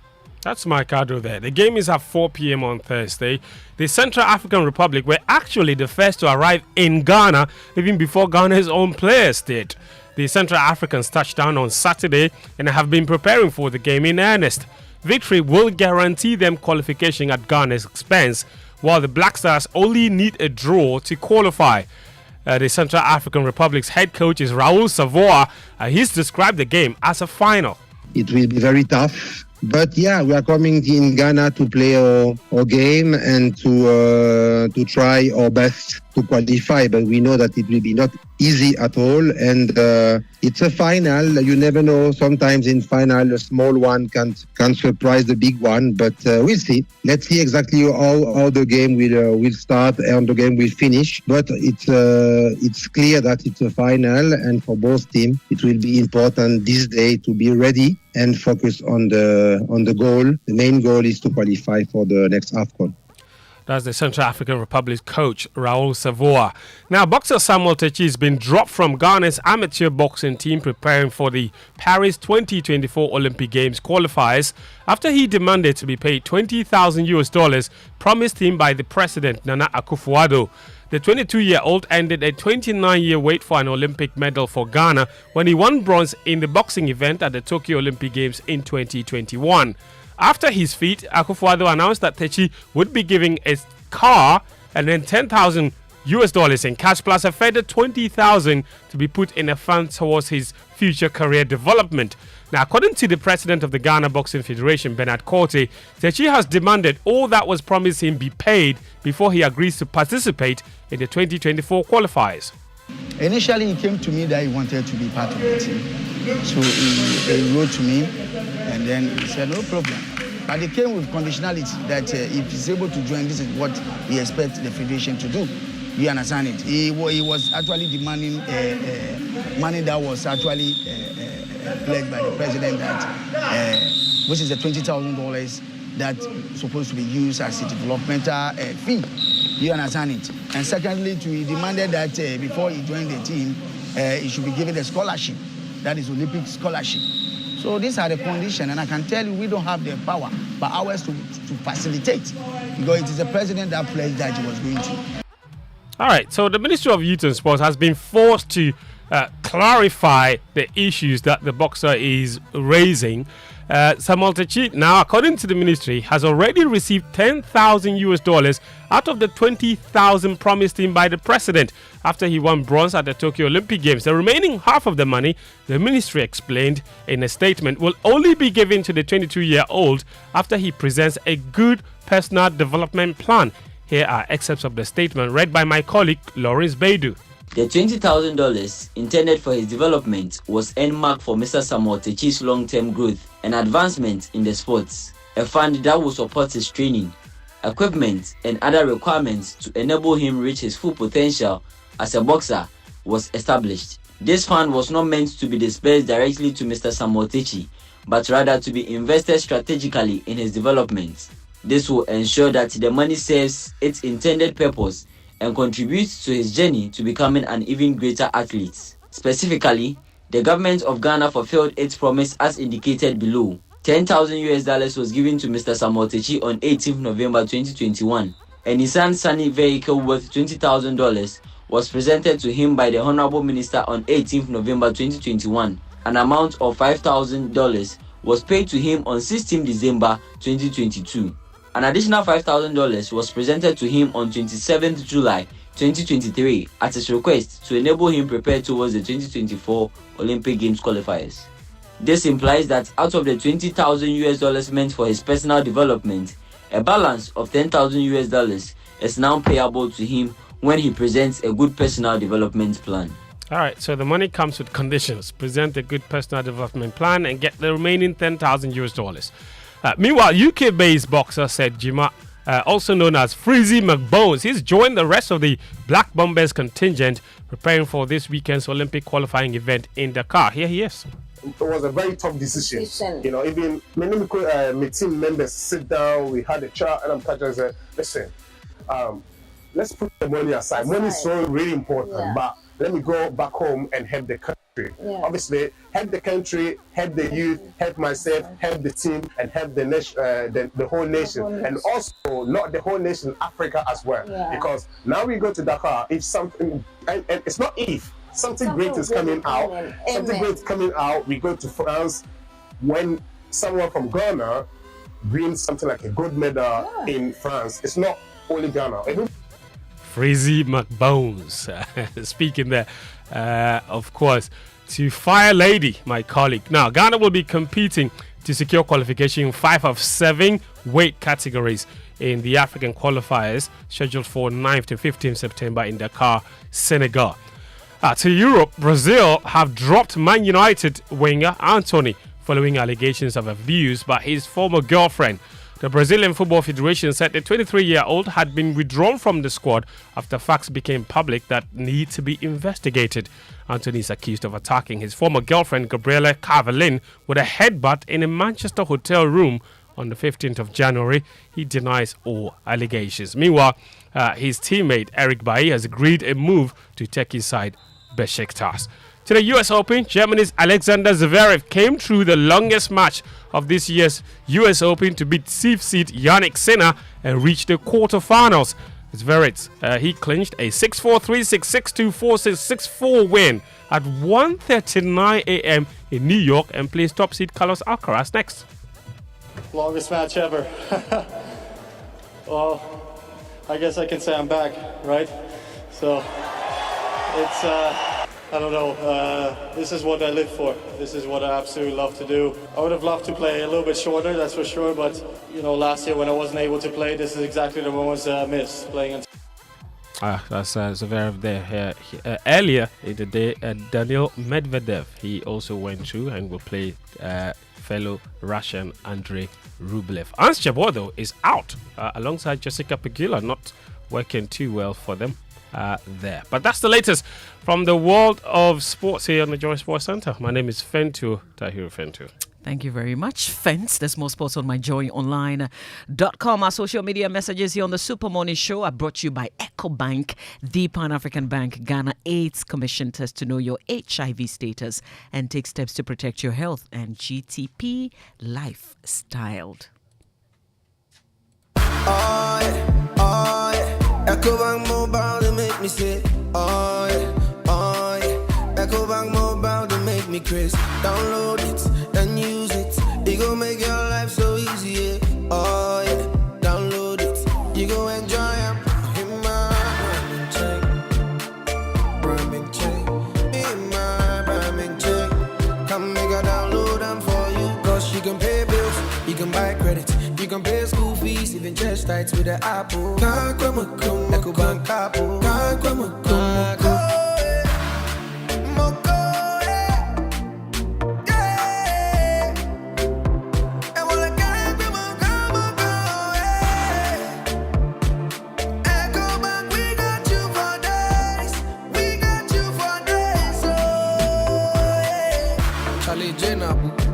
Life is easy with the EcoBank mobile app. You can pay your bills, transfer to and from mobile wallet, virtual card creation, transfer to other banks, express account opening, scan and pay, express cash, all at your fingertips with the EcoBank mobile app. You know it's 5-star life with EcoBank. Kim promise. Wake up. Good morning. Good morning. Joy 99.7 FM. It's Joy 99.7 FM. Let's go for the Joy Business Minute. It's 8 o'clock. It's brought to us by Anointed Electricals, the generator experts, and Consolidated Bank Ghana CBG. We stand with you. Hello, welcome to the Joy Business Minute, brought to you by Consolidated Bank Ghana. We stand with you, and Anointed Electricals, your generator experts. Government is considering the takeover of the National Investment Bank by ADB. The move is part of proposed measures to help save the troubled financial institution. The Ghana cedi is expected to trade steadily this week as the Bank of Ghana intervenes in the market to cool off pressure on the local currency. The introduction of a single currency, the ECHO, for the West African Monetary Zone will dominate discussions as Ghana hosts the media strategy meeting for the ECOWAS Monetary Zone beginning today. Qantas boss Alan Joyce will depart the airline 2 months earlier than scheduled amid mounting controversies. The airline is the subject of growing public anger after reaping record profits despite a series of scandals. And that's the Joy Business Minute, brought to you by Consolidated Bank Ghana. We stand with you, and Anointed Electricals, the generator experts. It's the most action-packed breakfast show in town. The hottest music, the best giveaways, the great interviews, and all the laughter and fun you can imagine. Don't miss the Super Morning Show on Joy 99.7 FM. It's the best breakfast show in town. It's indeed the best breakfast show in town. It's 2 minutes after 8. This is the Super Morning Show, the Joy Business Minutes just gone by, brought to you by Consolidated Bank Ghana, CBG, we stand with you, and Anointed Electricals, the generator experts. Are you a government worker looking for quick access to financial assistance at most competitive interest rates? Well, CBG is offering you access to loans up to 250,000 Ghana cedis and up to 72 months repayment period. That's certainly a good deal. In fact, more than good. For more information on how to access CBG controller loans, just walk into any of their 114 branches nationwide. Or here's a number to call to get through to CBG is 0302216000. You can also send an email, info@cbg.com.gh is the address to use. Or better still, just visit their website and check out all the deals. It's cbg.com.gh. You can also go to their social media handles. CBG is on Facebook, X, which is former Twitter, and Instagram. Get additional information there. Terms and conditions apply. CBG, we stand with you. And let's talk about Anointed Electrical Engineering Services Limited. They're into sales of ultra-silent generators, and we're talking 5 kVA generators to 2,500 kVA. And they also undertake maintenance and repairs of all kinds of diesel generators. They have genuine spare parts of all kinds for various generators as well, and they rent generators. Find Anointed Electrical Engineering Services in East Legon on the Lagos Avenue, just opposite Tomrick Hotel there in Tema, on the Tema General Hospital Road, Community 9, and after the overhead at Odoko, where they have their head office, which is at number 77 Anointed House of the Odoko Malam Road, Accra. They have branches all over the country. Anointed, the generator experts. Here's their hotline, 0243 480 334, 0243 480 334. Anointed Electricals, the generator experts.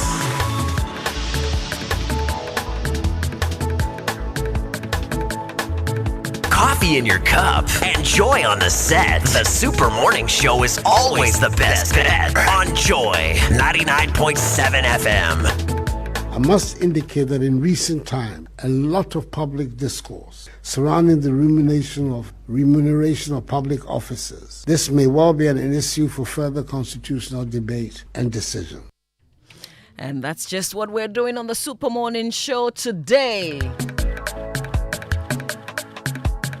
So the Constitution has obviously created a class of public officials under Article 70, whose terms and conditions of office are found in Article 71, and we famously refer to them as Article 71 office holders. And successive governments under the Fourth Republic, after their 4-year term, paid these public officials, shall I say themselves, under Article 70, huge sums of money. This is an expense to the taxpayers, us. It is charged to the consolidated fund. So, of course, this has been a conversation that we've had many times. We've been charged to have another one, but this is an exceptional year. In fact, it's been an exceptional period for us from 2020 till now. We're currently in recession. This is a country under an IMF program. Because of the economic challenges, we're unable to meet our debt obligations. We went through a debt exchange program, and we are still negotiating to restructure our external debts. And how can I forget the haircuts investors continue to receive because of the mark-to-market value used in valuing investments on government bonds? Investors make losses, about 30% on their investment because of this. So, using the principles of reasonability and ability to pay as a country in recession, should we be paying ex gratia, particularly this time around? That's our conversation here on the Super Morning Show, and we need you to get involved. President says we should all discuss it. So that's the subject on the table. Our WhatsApp number for you to get involved in this conversation, that's 055-111-1997. Send your X messages as well with the hashtag JoySMS. And you know our social media messages here on the show brought to us by EcoBank, the Pan-African Bank. Ghana AIDS Commission test to know your HIV status and take steps to protect your health. GTP lifestyle. And every day people face different emergencies: police emergency, fire emergency, medical emergencies. We have various emergencies. There's one crucial emergency number that you need to have: money. And the number to always remember when you find yourself in that difficult situation is star 770 hash. So 770 hash, but you have to start with a star 770 hash. That's the new EcoBank Money Emergency number. Never forget this number. It gives you instant access to loans, fund transfers, utility bill payments, airtime and data purchases. So much more you can do with star 770 hash, and you don't need internet for this. So just dial star 770 hash. No need to panic in any money emergency situation. Now that you know, EcoBank will always come to your rescue. So go ahead and dial star 770 hash for solutions to your money emergencies. EcoBank, the Pan-African Bank. But our big stories here on the show brought to us by Vodafone. Feather Together, latest film, your partner for life, Belmonte by CPL Developers, the ultimate luxury experience. And of course, Access Bank, your number one remittance bank. Access Bank, more than banking. Coffee in your cup and Joy on the set. The Super Morning Show is always the best bet on Joy 99.7 FM. Now, Vodafone Cash is excited to inform all customers that they can conveniently pay for electricity bills using their Vodafone Cash wallets. And all you need to do is dial star 110 hash. So you dial star 110 hash, select option 4, which is make payment, and then select option 1, pay bill.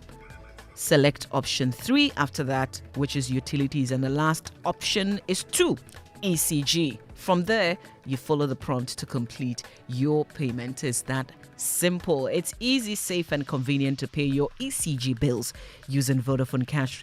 Kindly note that this service is only available to customers with the ECG smart meters. Pay for your ECG bills with ease. Vodafone. And here's Belmonte. That's where luxury meets comfort. If you're looking for a home that combines class, convenience, and comfort, then look no further, because Belmonte has got exactly what you're looking for. Luxurious apartments.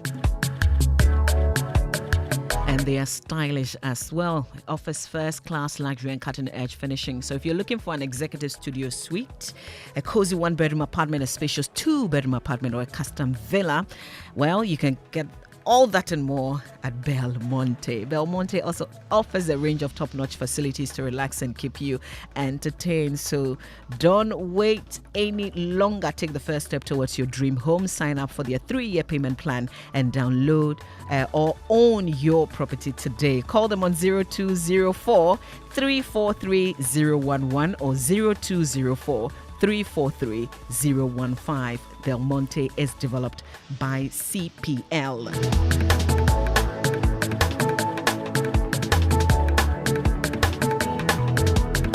It's your birthday today, Mr. Emmanuel Obene, former senior housemaster, Nungoha Senior High School, is from your wife and children and old students of Nansek, especially Ernest and Ohene. God richly bless you. They say enjoy your birthday today.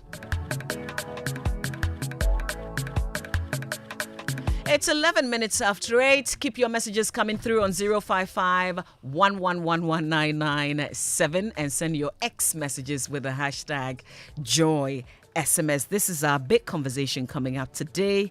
Get involved. Keep your messages coming through. I must indicate that in recent time, a lot of public discourse surrounding the remuneration of public officers. This may well be an issue for further constitutional debate and decision. Wake up, good morning, good morning. So that's our charge. And I've already asked the question, just based on the fact that we're not a country that's making profits, right? In fact, we're in a very difficult place right now. People have gotten haircuts. They continue to get haircuts. Yes. We've restructured our debts. We are undergoing an IMF program.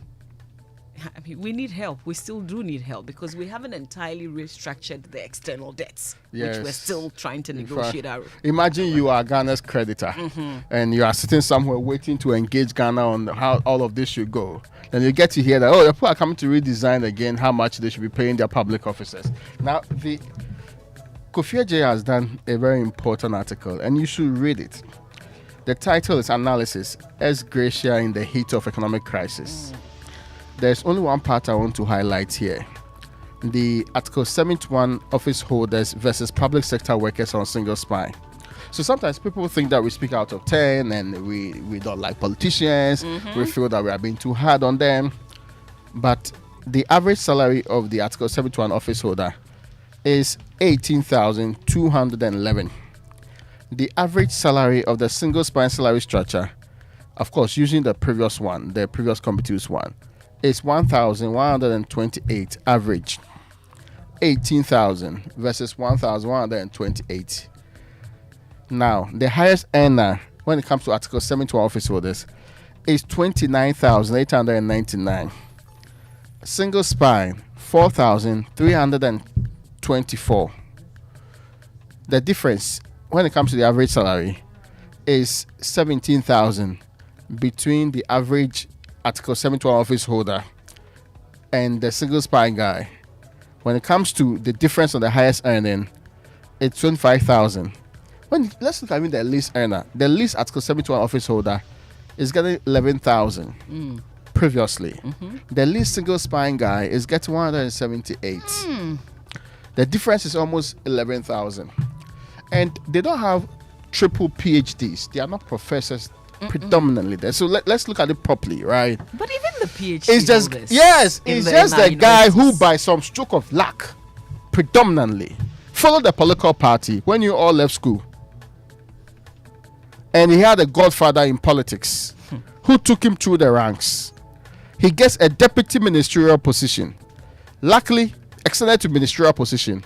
That guy should protest a ministry that's permanently underperforming, at least by their own standards, and they do performance review of their own. These gentlemen get to be paid this much. His colleague, they left the same year in Legon, joined civil service, went through the ranks. The difference is this huge. This conversation is beyond fairness. I hope you are getting my point. So if we don't want to be fair in allocating the remuneration of these states, the worst part is that when there's trouble, they don't even share the trouble in a similar form. So for example, when we have single spine, not even the single spine, domestic debt exchange, the presumption is that the people who are benefiting more should be the ones bearing the bigger brands. But they don't, we know that. We don't remove their cooks or their drivers, or we deprive them of all the privileges that they are purportedly enjoying for plunging us into a terrible state. This is the background to that conversation about whether or not we should proceed on this path. That is why it doesn't make sense to have a certain specialized grouping called Article 71 who will determine among themselves how they should be paid and give themselves fast salaries. If they think it's fair, we should all be paid the same way. If that's the definition of fairness, we should all be paid the same way. After all, we used to say something like equal work for equal pay. Well, that's our conversation. So you know what to do. Send your WhatsApp messages to 055-11-11997. Wake up. Good morning. Good morning.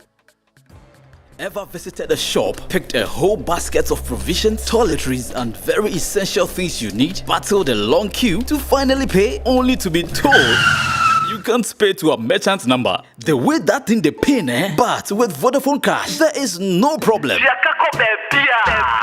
Now on Vodafone Cash, you can pay all merchants on all networks. Easy peasy. Aye straight. Aye direct. Aye sharp. From your Vodafone Cash wallet to any merchant number on other networks. So whether you are buying provisions or fuel, medication or food, whatever the service or need, just pay conveniently from Vodafone Cash to any merchant number. Simply dial *110# to make payment to merchants on other networks today. Vodafone.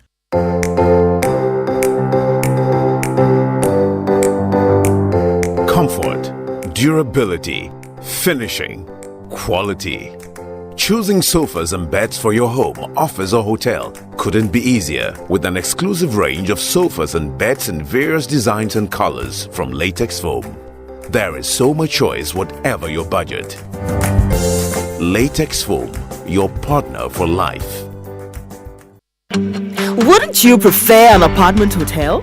One that offers the utmost convenience of a boutique hotel while offering the idyllic comfort of your own private home.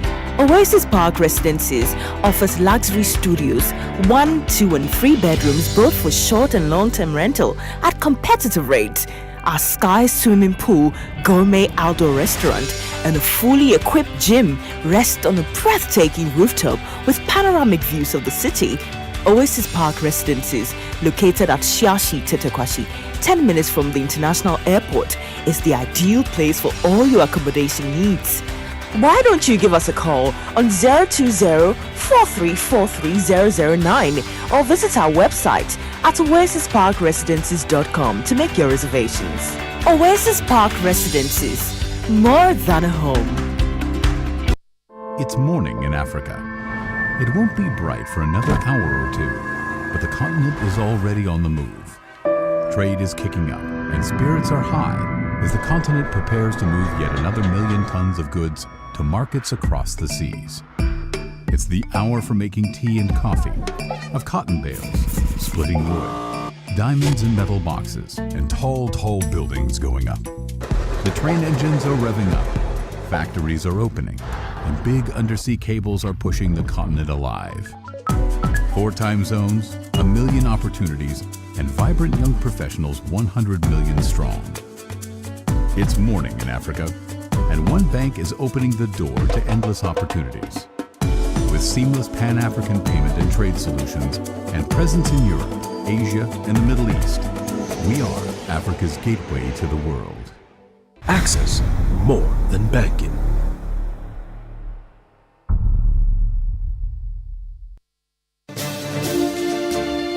Nyamidia Apartments, the first master planned community in Ghana, is offering a 20% discount on all units. 2 and 3 bedroom apartments ready to move in today. Strategically located a short drive from the Tema Motorway roundabout towards Community 25. Call us now and the first 10 will get an additional 5% discount. Use the promo code Nyamidia23. Terms and conditions apply. Contact number 0551 435 555. Nyamidia Apartments. Affordable luxury homes for everyone.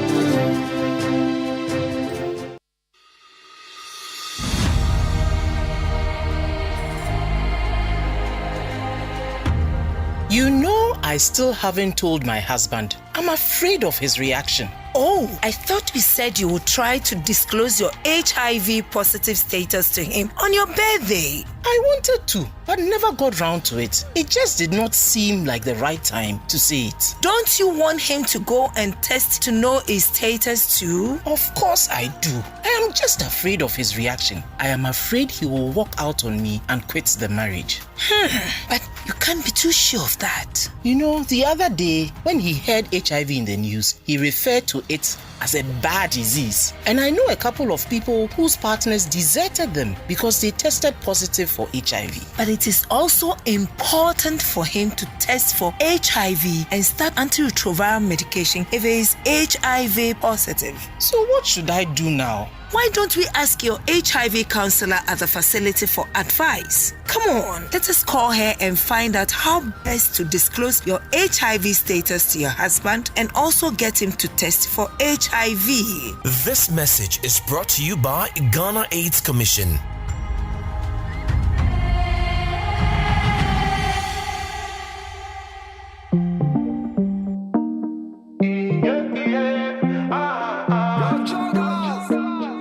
In your cup, enjoy on the set. The Super Morning Show is always the best bet on Joy 99.7 FM. Baby, never listen to what them say. Into the future with you, I'm not gonna leave you at the end of the road. Give me your love and you know it's safe. Baby, never listen to what them say. Me give her something with the sweet and ginger. She never get it more than see. Cause she call me every man, he say she tired of the mac and cheese.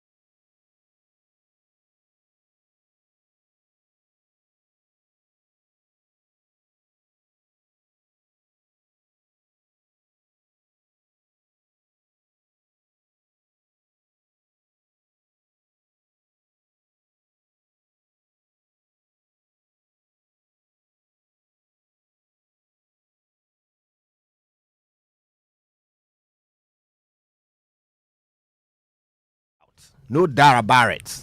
DJ Opeti.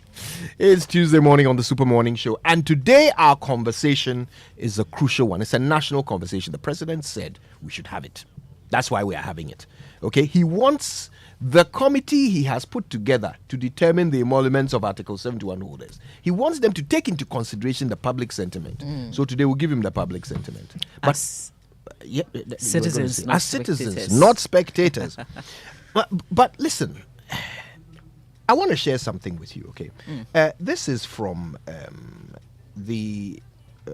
which committee was it? Professor Yan Tiamwabedu emolument report for 2017. So the last one, okay?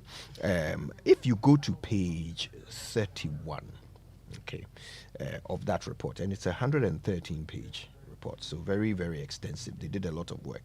And by the way, each of these committees, when they are put together, they determine everything, okay, from beginning to end, from how much each person, each Article 71 position holder should earn, to how the emoluments should be calculated.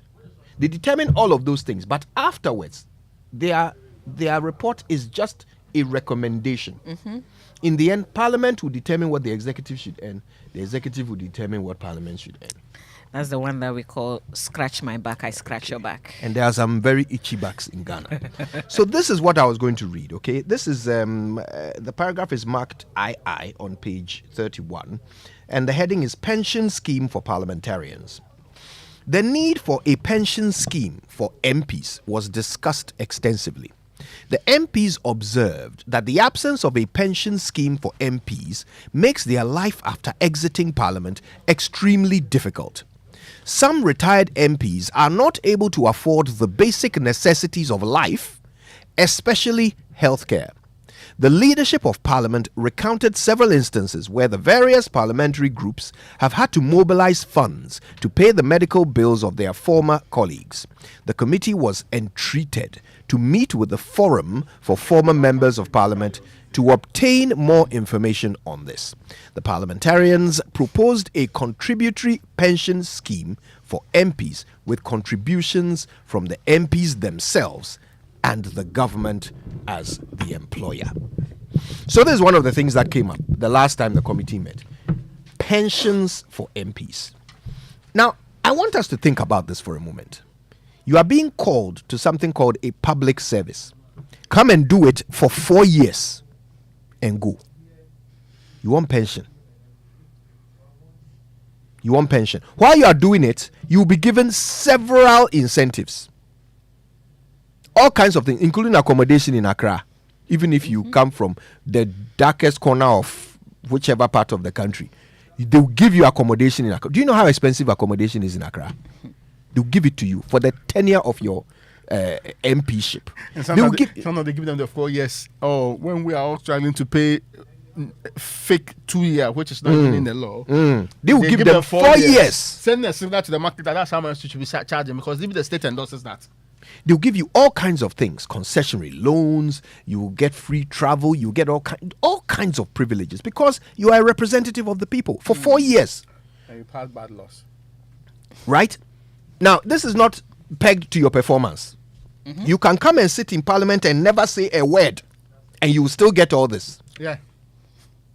Okay? In fact, you can come and sit in Parliament and say things that send our country backwards, and you will still get this.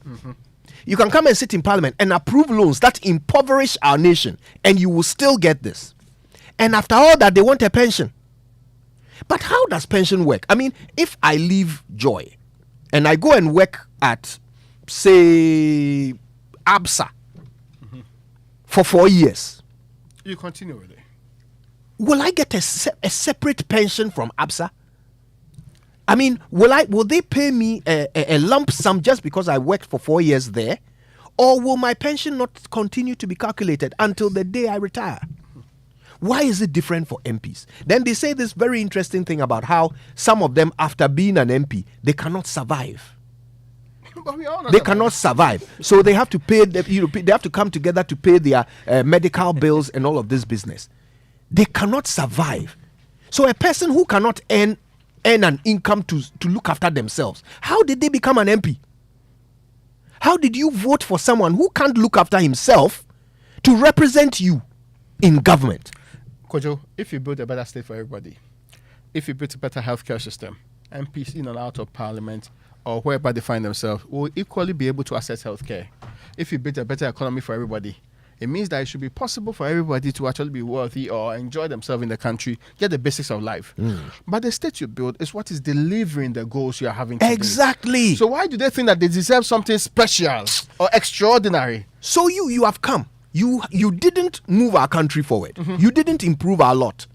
But you want to be rewarded for it. You want us to look after you after 4 years of service. Well, we call it service. It's a loose term because I can't think of the correct term to describe what some of these MPs come and do and go. And what they don't get is that the signals we send in an abstract conception like statehood is that a group of people are stealing and keeping the money and seeking to make themselves fat off the resource whilst others are being impoverished. When you move it to a different level, the impression you are creating is that you are so special that when everyone is suffering, you do not deserve the same suffering. You should be insulated from the problems you failed to solve. But the problem was yours to solve in the first place. So if anybody should be held responsible for it or feel the brunt of it, it should be you. That kind of, in fact, and it's rent-seeking in all forms. So they'll tell you that, we as MPs, we do a lot of things. We use our salaries to pay school fees. We do a lot of the other things. But the point is that it's because you fail to fix the system. Oh, God. But let's not forget that it's not just the politicians, the people that we describe as politicians and MPs. They are the specialized group of people. They are more than our MPs. And the executive. Yes, that the MPs are just one example of the Article 71 holders. There are so many people, including the administrator for what's it called, District Assembly Common Fund. I want to know why this administrator should be paid. What? How many months per year they've served? What's the formula for the last one? 4 months out of every year they serve, right? Should be put together and given to them as ex gratia for being the administrator to the District Assembly's Common Fund. I think, see, in this conversation, it comes back to the same thing. Why are we not all on the same salary structure? Why not? Why not? Why? But that question, they never answer it. What was the thinking? I'm saying in 2015, they said we were going to IMF, so we needed to be on a proper pedestal. I'm saying it is in whole that proposal came in. I remember the TUC saying that, listen, let's move forward with this. Because this your exclusionary system is not good for the state. It's not even not good for your image. Then we agreed we will go forward with it. We are in the year 2023. If for nothing at all, I've heard John Johan Mahama say that, yes, this is something that we should deal with. I would not make sure that my grouping in the executive will take it out. But let's think about it. What is wrong with we saying that this is a Ghana universal salary structure? And everybody's on it. Yes. What is so special about the politicians and the people we call special in that category?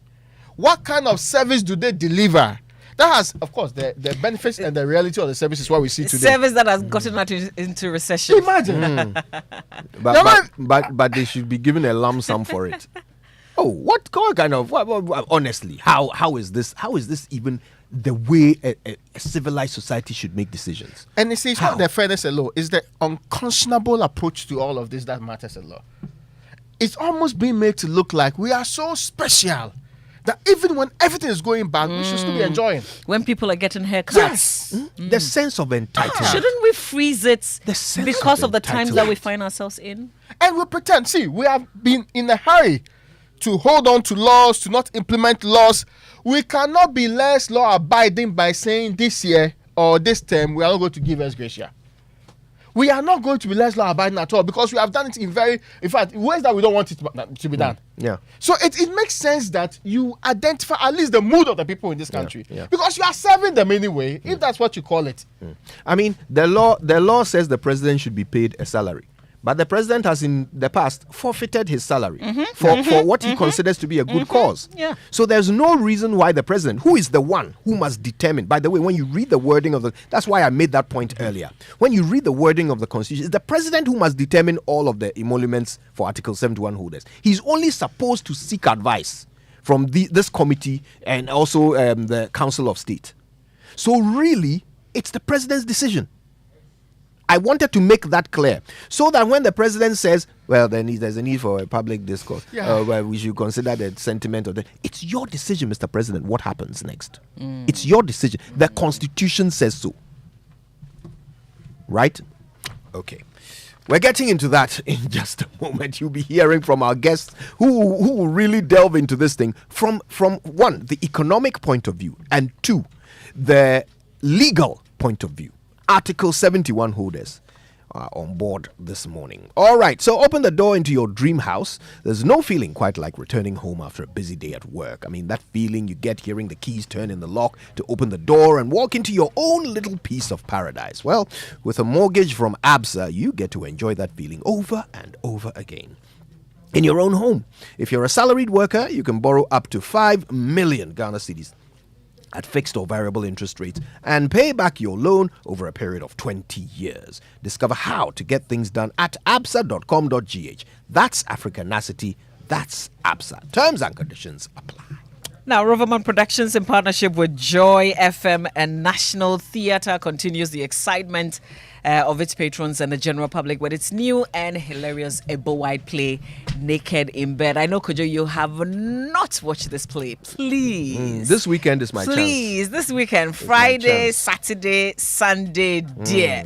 So on the eve of his wedding, Samson is caught by his fiancée in a seemingly compromising state with her best friend. And as expected, his fiancée, Vicky, is calling off the wedding and swoops his father and his fiance's auntie CD, my favorite character in this play, by the way. They tried to save the day.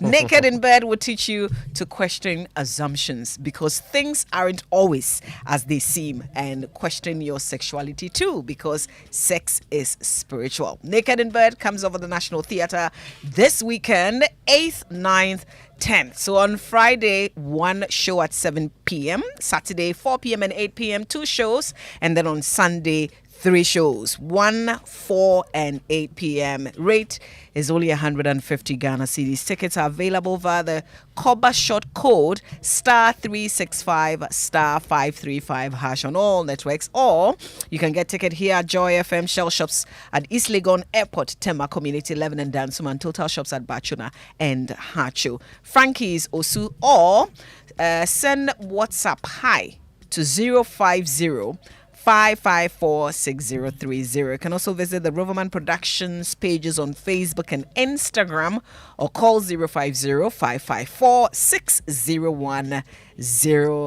to order your tickets. Sponsors: Gino Tomato Mix, communication partners M Notify, and Logistic Movers. Naked in Bed is awesome. Roverman Productions, be the difference. If your relationship is struggling, if you're a married couple, or if you are planning on getting married, please, it will save your relationship.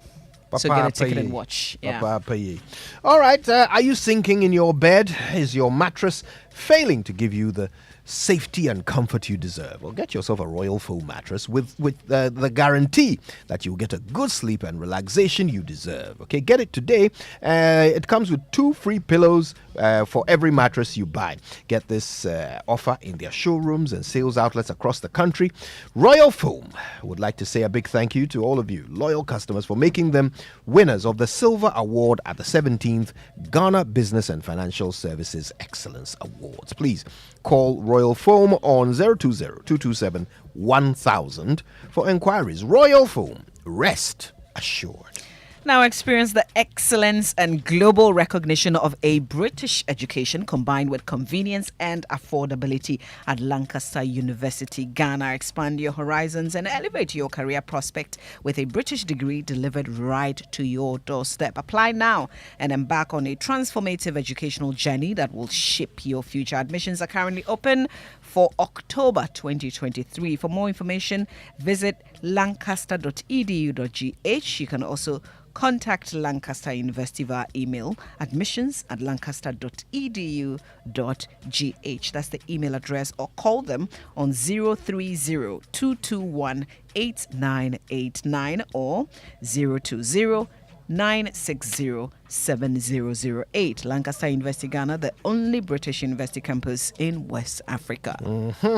Now, Mama B, this month you are in for a treat at Safari Valley Eco Park. Charlie. Here I come. Listen, do you know what? I've just realized something.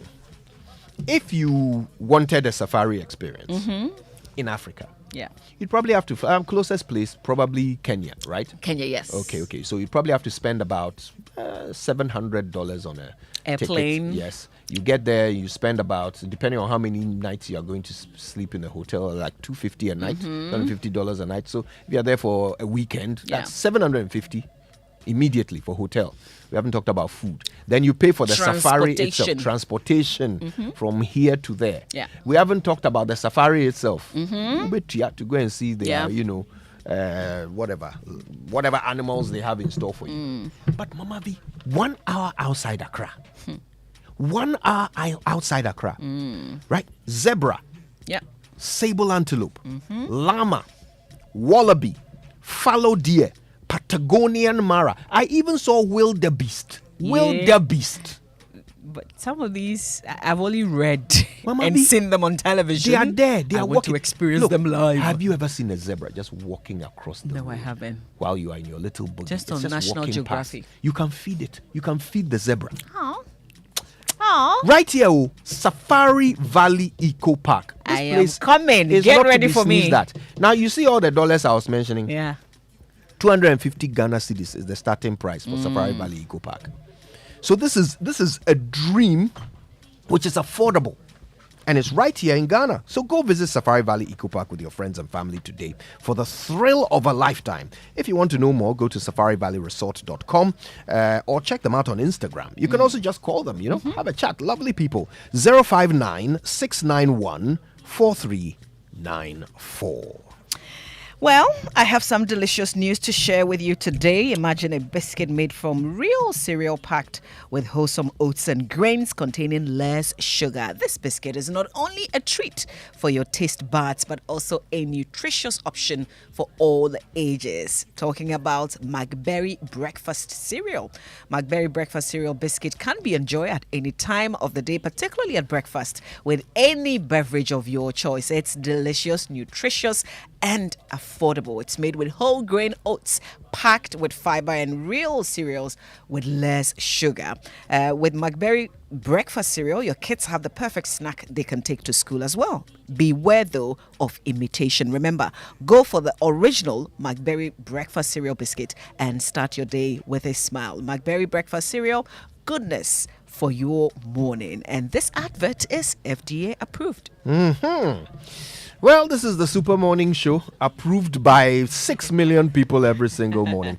And we love bringing it to you. Today, it's a national conversation. Article 71 holders, should they continue to hold? When we come back, we'll talk about it. Here she comes. So simple, yet captivating, exuding confidence, elegance, and effortless beauty. Introducing the all-new Ahorfe from GTP, the perfect fusion of nature's splendor and intricate designs to enhance your own unique style. Each pattern designed with precise intention, printing moments into memories, just like the cherished things in life. Make life beautiful.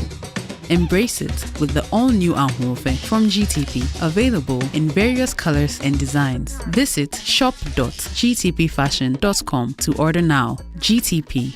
Life styled. It does get better anytime your favorite shop, Melcom, says it's there for you and got you covered with all your daily need items. Continue shopping on products ranging from groceries, stationery, electronics, homeware, kitchenware, furniture, home decor, electricals, and many more at low prices. Terms and conditions apply. Melcom, where Ghana shops.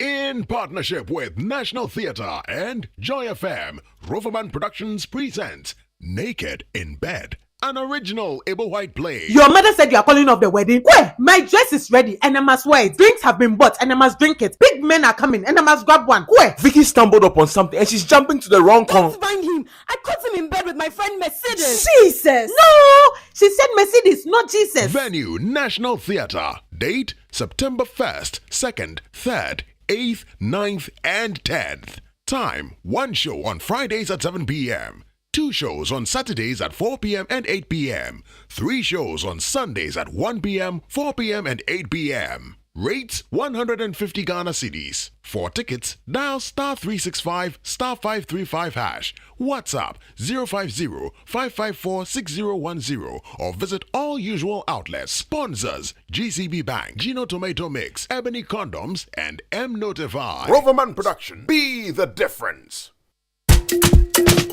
Better betting, play together. MyBet.com.gh. Play for fun, enjoy the game. MyBet.com.gh. Join today on a bonus spending. MyBet.com.gh. Come together, make we play. MyBet.com.gh. Say, see a betting. Games are hold on. Pay out in so. My better man. Correct us, quick cash out, free bonus. Correct us, quick cash out, free bonus.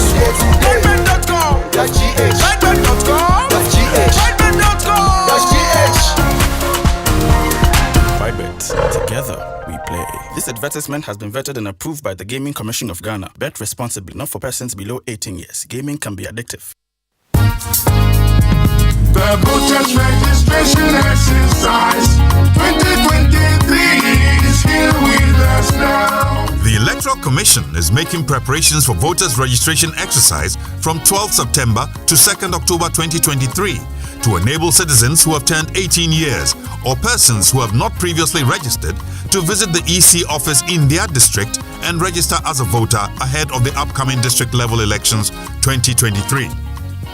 The registration exercise is in line with the Commission's mandate to compile the register of voters and revise it at such periods as may be determined by law. Every eligible Ghanaian should visit the EC office in their district and present their Ghana card or passport for inclusion in the voters register.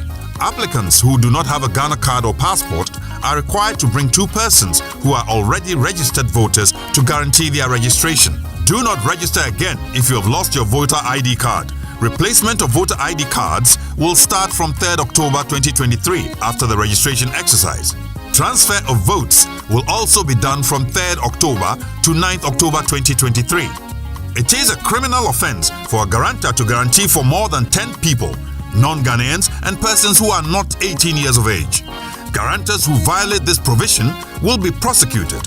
The voters' registration exercise is part of efforts to ensure credible, transparent, and peaceful elections in Ghana. Register to vote. Your vote is your power. The voters registration exercise 2023 is here with us now. It's the most action-packed breakfast show in town. The hottest music, the best giveaways, the great interviews, and all the laughter and fun you can imagine. Don't miss the Super Morning Show on Joy 99.7 FM. It's the best breakfast show in town. Welcome back. It's about 12 minutes to 9 on the Super Morning Show, and it's time for us to get into this all-important conversation. The president called for it. He said it was time that we had a public conversation about the constitutional provisions for Article 71 holders. So we've got 2 professors to join us, 2 professors who have made a career of simplifying and explaining complex theories to the understanding of the nation. Professor Godfred Bokpin is a professor of finance and economics at the University of Ghana. Professor Kofi Abochi is the dean of the UPSA Law School. They join us via the phone right now. Good morning to you, professors. Yes, good morning, Kojo. Good morning, Kojo. How are you? And good morning to our service listeners. Indeed, it's a pleasure to have you both. All right, so this time around, the inauguration of the committee has come with a twist. The president says they shouldn't just go and do the usual. They should consider the sentiment of the public. And there is a lot of public sentiment around Article 71 holders. So, Prof. Bokpin, I would like to start with you. Article 71 emoluments. Are they fair? The answer, sometimes we say that no question is so difficult to answer as that to which the answer is obvious. Because the answer is obvious. This is not fair. One of the things we have to deal with as a country is also fairness in the remuneration structure. If you look at the report from Ghana Statistical Service, more than 80% or so of public sector workers earn less than 3,000 Ghana cedis a month. If you compare that, and I'm sure one of the guys who joined you in studio when he was talking about the report of the publication of Kofi, I think it's quite well written. The comparisons, they are all there. Beyond the inequality, we should also look at the motive. What is the motive? The motive of reward system is to motivate, is to align goals with the common good within the public sector also. If we're driven by that, then the timing of this emolument committee is problematic, because you want to determine maybe a reward system for them after probably they are done. Then it's going to be difficult to get the right result from that reward system you want to put in place. So I think going forward, we have to look at this again, the timing. When should it be done and how should it be done? And I believe that given that we have embraced democracy, we have to look at it in the medium to the long term, or the sustainability as well. So for your first question, whether it is fair, I mean, it's obvious, it's not fair. And I want to believe that when the president made the comment that they needed to take into consideration the views of the public, I want to believe that the president knew, and also given the reaction of the public to the previous committee's reports, and also the response of the president and the vice president and a few others, clearly tells you that even before Ghana's economy plunged into this crisis, the public had been critical of the remuneration system for the privileged few who are probably on several spines as compared to the majority who are on a single span. So that is clear. And I want to believe, and that is not lost on the president. And that is why this conversation is appropriate. Right. That yes, the president recognizes that there are real issues. And therefore, the committee should take all these things into consideration. But more importantly, Kojo, when you go to one of the things I think they should also take into consideration is to look at the IMF-supported program. Hello? Yes, we're listening. Is to look at the IMF-supported program. Government had concluded, even before they set up this committee, that there is very little scope for wage increase under this program. And I want to refer you to the program. The program overall, the country is hoping to make a fiscal savings of 5% of GDP. That 5% of GDP, 3% of that is going to come from revenue enhancement measures, 3% of GDP. The other 2% is actually 2.1%. Fiscal savings is going to come from expenditure cut or rationalization. Kojo, the primary expenditure cut earmarked under the program includes lowering capital expenditures through project reprioritization, and the fiscal savings the country is hoping to make from expenditure reprioritization is 0.9% of GDP. The other important one is limiting wage increases and hiring, and the country is hoping to make a fiscal savings of 0.5% of GDP. So from this program, and this program is going to govern our lives until 2026, and of course, it is designed with extension in mind. So it tells you that in the next 3 years or so, the ability of the state in terms of affordability, ability to pay the employer, the taxpayer, it is not there. And therefore, one would not expect any astronomical increase or so from this particular committee. More so because it's the same message that government has been sending, or that is a signal to organized labor that in the next couple of years, we don't have the scope to scale up in terms of compensation. And it is particularly interesting, right? Because in the last 3 years or so, the rate of inflation is far higher than the rate of wage increase. So real wage has been negative. So ideally, holding other factors constant, and in this case, it's very difficult to hold anything constant now. That's only possible in theory. If we were to do the right thing, Kojo, you will see that the privileged few, Article 71 holders, and what they even take right now is woefully inadequate.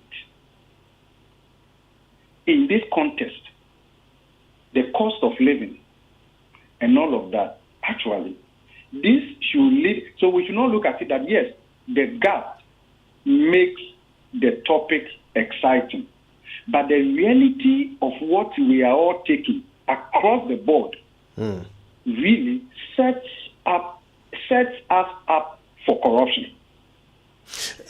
But Prof, if indeed you're arguing from the economic perspective that because of the state of our economy right now, inflation, the value of our currency and so forth, so what they are actually earning is woefully inadequate, then does that not enforce the fact that what the rest of us are earning, the ones who are not benefiting from this discrimination, what we are earning is even more woefully inadequate? And if there should be a priority here, it should not be the political elite. Yes, I'm looking at it from a certain perspective, so that it generates a certain conversation that aligns also with productivity, right? Because when apart from even the explicit reward system that we are talking about here, the reward system includes both monetary and non-monetary, as well as psychological payments that they receive. It's also, we can understand it's also within the context of intrinsic and extrinsic. Extrinsic are those monetary, which also includes better conditions of service. You mentioned what MPs are entitled to, what judges are entitled to, housing, and all of that, compared to the majority who are on several spines or who are on a single spine, who probably are working under worse conditions. So, and then apart from that, to the extent that for some categories of Article 71 holders put themselves forward to serve, if the motive is to serve, then the reward system will be designed in such a way that you actually earn far less compared to those who put themselves up really to work for salary. So, for instance, people who work in charitable organizations sometimes take far less because their understanding is that the intrinsic reward, which comes from the satisfaction that I'm doing something as a service to society or for the common good, then allows me to take a lower salary because the intrinsic reward is valued and treasured above the extrinsic reward, which comes in the form of financial, better conditions of service and the rest of them. But we know that the reason people go into politics or whatever is not really to serve, right? You just a care of. But of course, within the Article 71 holders, there are professional careers, right, who are also classified under that. So perhaps we also need to make a distinction between those who put themselves forward to serve and come to us for that reason, and then the professional careers along that path as well. Okay, because some time ago, a couple of decades ago, if you look at the remuneration structure and here I'm being selfish, right, and where university lecturers were placed and all of that, and where we are now and all of that compared to Article 71 holders and all of that, and even beyond that. If you look at it across pure public sector, okay, and what people are doing, the signal in terms of the inequality and all of that actually doesn't help all of us. But that said, let's come to the Article 71 holders.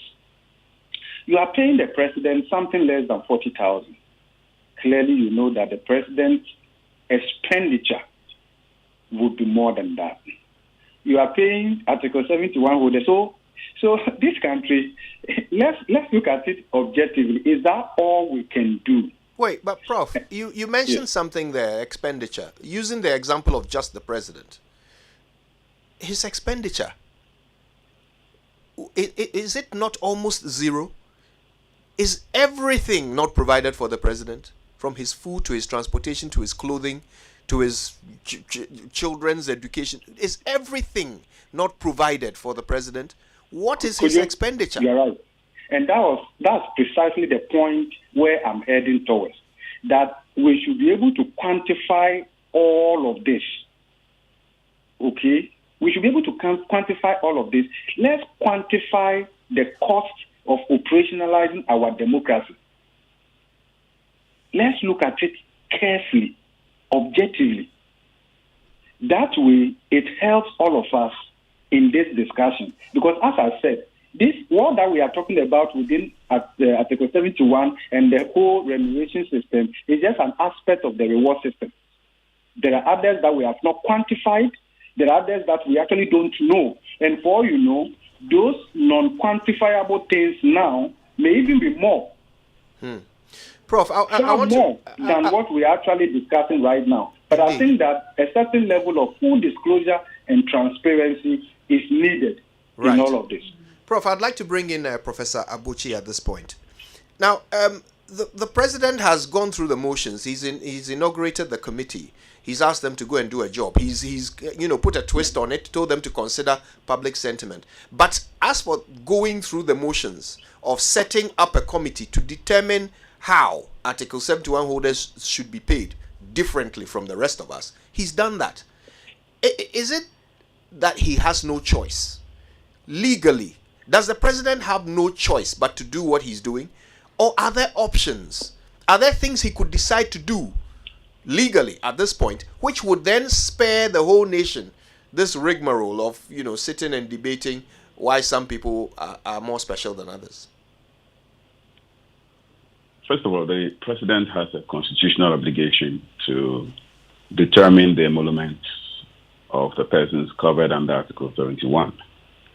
The process of determining that has been spelled out, but it is not obligatory that from term to term, the president sets up a committee to determine that.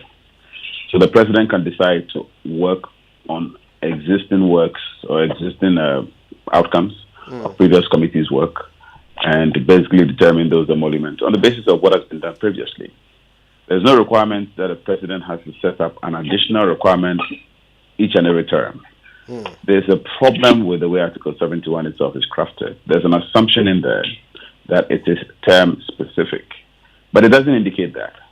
The use of the word president is in the generic sense, i.e., it is the president of Ghana, and so the president of Ghana at any given point in time. And therefore, if the president of a particular regime has determined that, it can stand or can be adopted by a future president. He doesn't have to start the process all over again.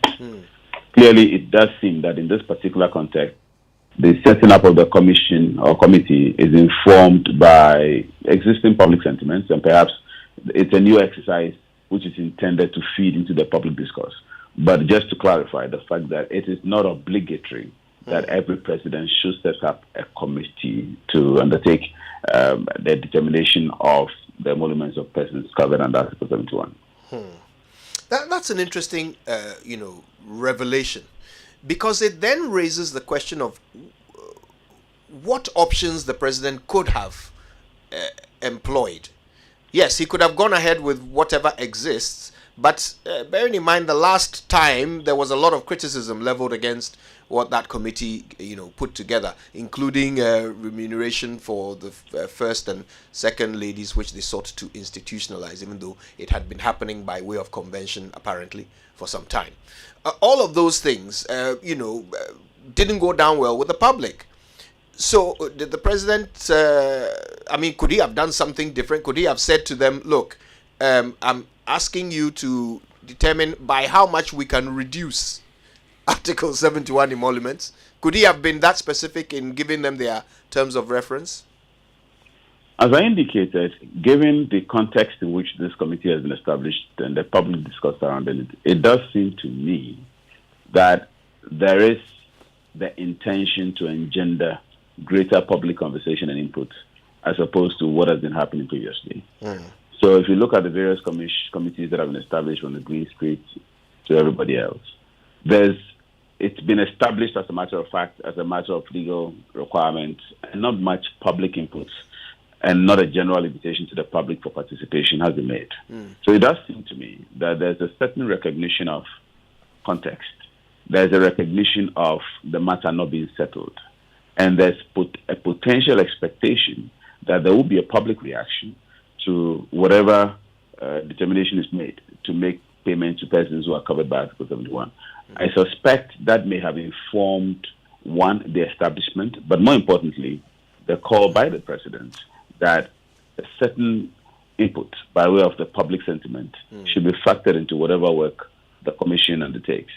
And if I may just hasten to add something to what Professor Bokwe may have spoken about, and I would just like to add a question of the two key reasons that apparently have been offered for the payments of persons under Article 71. Now, before I offer this, it is instructive to note that in the key democracies that we usually reference, ours too, in the US, there is no ex gratia paid. In the UK, there is no ex gratia paid. In India, which is a major developing country in terms of the emerging democracy, well, the world's biggest democracy, but also an emerging democracy, generally speaking, in terms of the third world. In India, there is no ex gratia paid. It appears that ex gratia is quintessentially an African thing. So South Africa, for example, pays ex gratia. Nigeria pays ex gratia. And a good number of other African countries pay ex gratia. The key reason that appears to have been advanced, justifying ex gratia, two key reasons, and these are largely economic. The first one is the fact that ex gratia appears to help persons who are in public service transition from public service to regular life. So these are persons who have served the country, and the assumption is, haven't had their social lives and their general lives dislocated by reason of their public service. We have to help them re-ease themselves into the regular lives they had before they entered public service. And then the second argument, which is largely a genuine argument, is the argument of reimbursement. That these are persons, and I think I heard a little bit of that from Professor Bokwe's position concerning the president, about the fact that, or rather his explanation, I think his explanation concerning the president, about the fact that, these are persons who spend so much while in public service. And the MPs will typically tell you that they pay people's school fees, they go for funerals, they make good donations, they build schools, and they build all kinds of things. And a lot of money comes from their private pocket, not to mention the fact that there is no state financing for their campaigning. And so there's so much they spend in order to serve. And so there's an assumption that these persons have to be reimbursed. If you look at the character of Article 71, it does seem that somehow these two reasons are implicated in some way or form. Because typically speaking, ex gratia as paid goes beyond the boundaries of end-of-service benefits, which typically people receive if they work for an institution or an organization. So it does seem to me that there's a certain sense in which there's a recognition that persons who have served ought to be helped to retransition back into regular life, but also the fact that these persons fundamentally have to be reimbursed by, for whatever expenditure they may have incurred while in public service. But I'll probably end at this stage. If I come back again, I'll probably speak to the question of the legal difficulties or the principal difficulties that attend Article 71. Absolutely, I appreciate that. Now, listen, if you're tuned in anywhere in the Asante region via Love FM, we thank you so much for choosing us. Same for those of you listening in the Central region on ATL 100.5 megahertz. Now, one of our growing audiences is on X Spaces, and this is an X Spaces conversation that we're having right now. So you can participate, you can certainly engage us there and share your thoughts and your posts, and we'll read them and share them with the world. We're talking to Professor Godfred Bokbin and Professor Kofi Abuchi. It's all about Article 71 holders. More after these messages. Are you hoping to start university this October? If you want a British degree from a world-class university at a fraction of the cost, then join Lancaster University Ghana right here in Accra. With a diverse student community, vibrant campus life, and 50% scholarships to support your study, Lancaster University Ghana provides you with a world-class education that creates endless opportunities globally. Don't miss this once-in-a-lifetime opportunity. Apply to join Lancaster University Ghana, where learners become leaders. Admissions are currently open for our October 2023 intakes. Apply now for our foundation and undergraduate programs. For more information, contact us on +233 030 221 8989 or send an email to admissions@lancaster.edu.gh. Lancaster University Ghana, the only British university campus in West Africa. Hi, now let me share my wildlife experience with you at Safari Valley Eco Park. On our arrival, we were greeted by experienced tour guides who took us through an orientation on how best to enjoy the experience. We were surrounded by wildlife from the moment we entered the eco park. We saw zebras, sable antelopes, crown cranes, maras, silky chicken, emus, wallabies, deer, ponies, and so many animals. We watched the animals roam freely in their natural habitat, undisturbed by our presence. Our tour guide told us so much about the wildlife, their behavior, and how to interact with them. I even fed them. We also went fishing. Then we took a break to have lunch in the beauty of the open space. All of this fun and activities for a starting price of 250 cedis, and it's free for children below 6 years. As the sun began to set, it was time to go back home, but not before our sunset dinner by the campfire. We've had a thrill of a lifetime, and I can't wait to visit again. Safari Valley Eco Park, bringing you closer to nature. Good professional.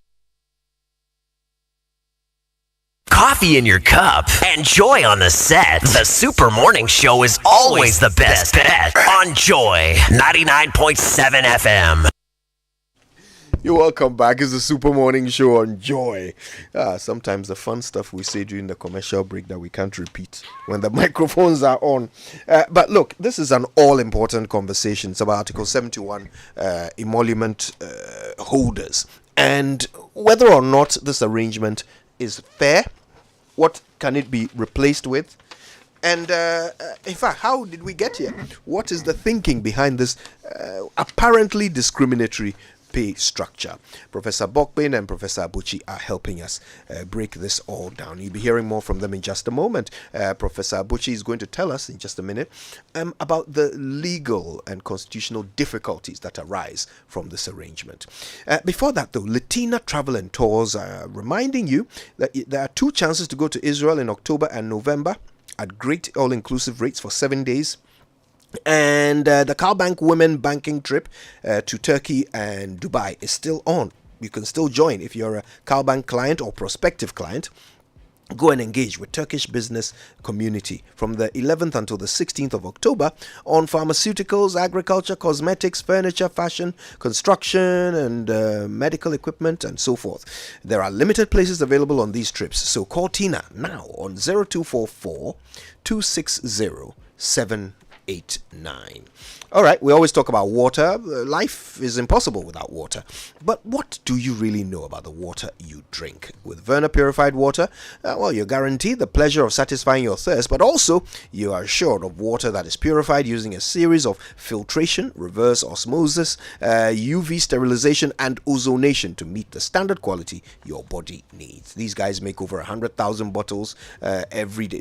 And we consume over 100,000 of them, making them them the #1 water brand in Ghana. And with every bottle of Verna water you consume, you directly contribute to impacting lives through the Verna Changing Lives initiative. Okay, they've got orphanage projects and drilling of boreholes and surgery payments, and they pay fees for brilliant but needy students.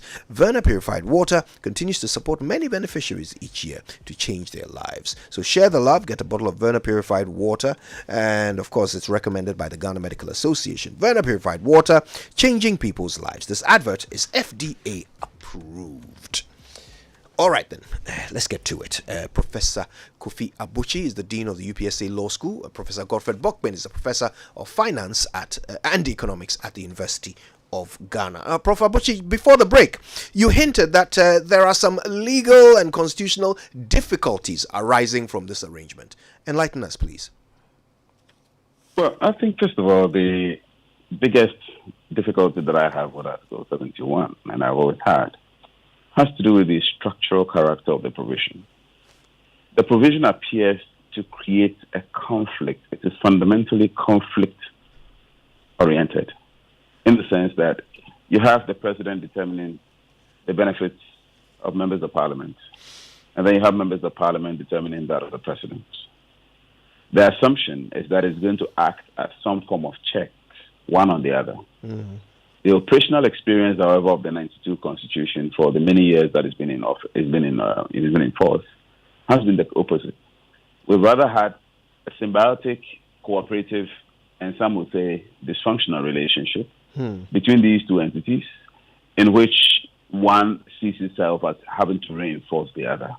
And so far from they checking each other and ensuring that they are kept in bounds, very often we've had situations in which they have sort of promoted each other.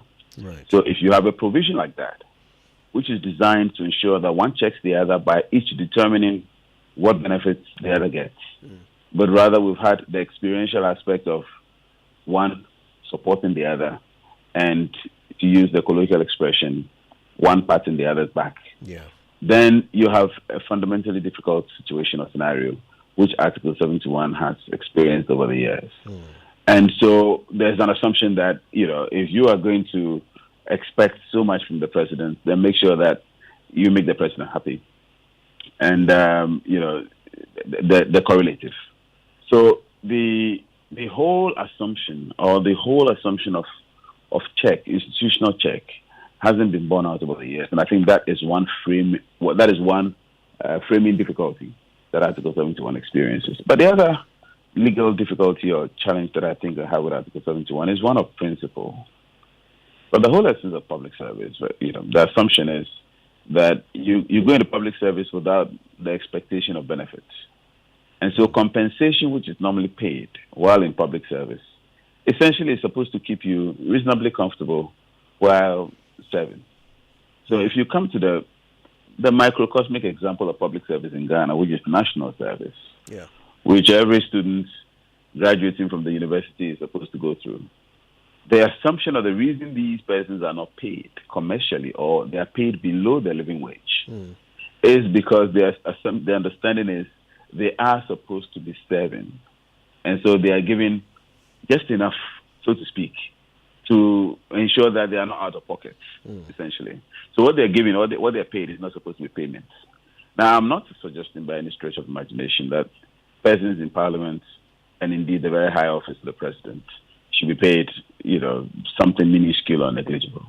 But what I'm suggesting is if you have ex gratia payments, i.e. a lump sum payment at the end of the fourth year or at the end of every term, in the character in which it's been paid, then the assumption is these persons are being paid not only commercially, but with the kind of comfort expectation that is often associated or characterized in the corporate world when there's a severance or the separation with parting officers.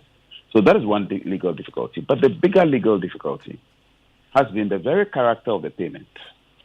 Article 71 appears to be steeped in a payment which is supposed to be terminal in character. In other words, it's a payment which is one-off, paid, and you are done. Because the very essence of end-of-service benefits, if we should put ex gratia in the same character, is that you have come to the end of your service, you are being made a lump sum payment, and then there is a goodbye. But Article 71 has experienced a recurrent payment character as opposed to the terminal character in which the payment is supposed to be steeped. That you receive payment and you go away. Yeah. And Particularly so for the persons who have MPs, been right? in Parliament for so many years, for presidents who have been re-elected after their first terms, fundamentally, the payment has been done in a manner as to create the impression that you can receive it and then go try your next lock at another term. And then if you come back to Parliament, you get repaid and you get repaid, ad infinitum for those who keep getting re-elected. And so, for example, if you've been in Parliament for 20 years, what it means is that you would have been paid 5 times. Yeah. Which fundamentally appears to defeat the conceptual character of ex gratia as a terminal payment or end of service benefit, if you should draw the analogy. So these are some of the fundamental legal principles, legal and principled difficulties that I think I encounter under Article 71 of the way it's been managed. Yeah, a lot to think about there. Prof. Godfrey Bokpin, something that Professor Abuchi said earlier about the two reasons behind these arrangements for, ex gratia.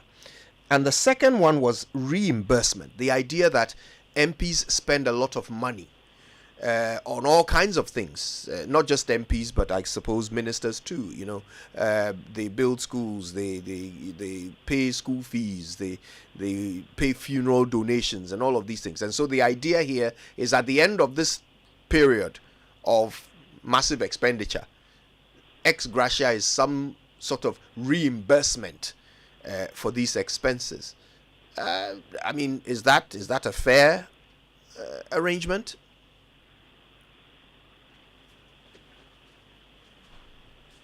Do we have Prof. Bokpin on the line? Yes, I am here. Hello? Uh-huh. Yes. We can hear you now. That is problematic. That is not the way to go. Because how an MP, a minister, a president, chooses to spend his money through funeral donations, naming ceremonies, and the rest of them, from that perspective, is private. If you expect to be reimbursed from the consolidated fund, there is a way that public funds are utilized, regulated, monitored. So we cannot undo the law with this arrangement. So whatever they have spent, they so choose to do so. So they cannot spend it in their own way, and because what is the level of transparency? How is it regulated? What is the fairness and all of that?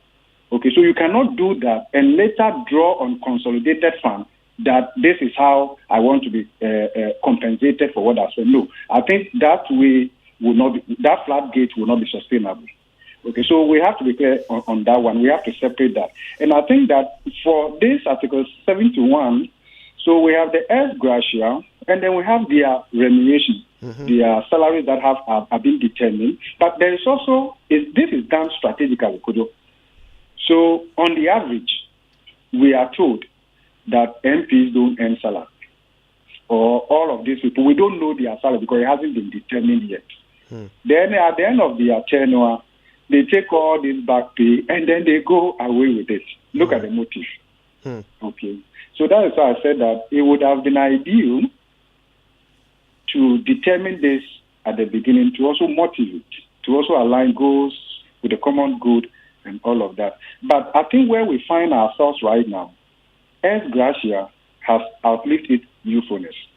That should not be on the table anymore. Under normal circumstances, when leaders have done well, we can thank them. But the context does not support ex gratia right now.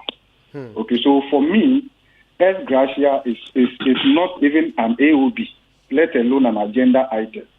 Okay, so we should be looking at the remuneration, what they actually should have, and which will be paid, of course, bearing in mind the affordability, whether the taxpayer can pay and all of that. But as for ex gratia, I think that should not come up. And actually, and I'm saying this because, and I've said it before, Kojo, we should be bold enough to suspend ex gratia until 2038. because that is the year, the last installment under the restructured domestic debt will be paid. The state has determined that we are not in a position to even honor our financial obligations to creditors who willingly chose to sacrifice consumption, saved and invested so Ghana government could have money to run its budget.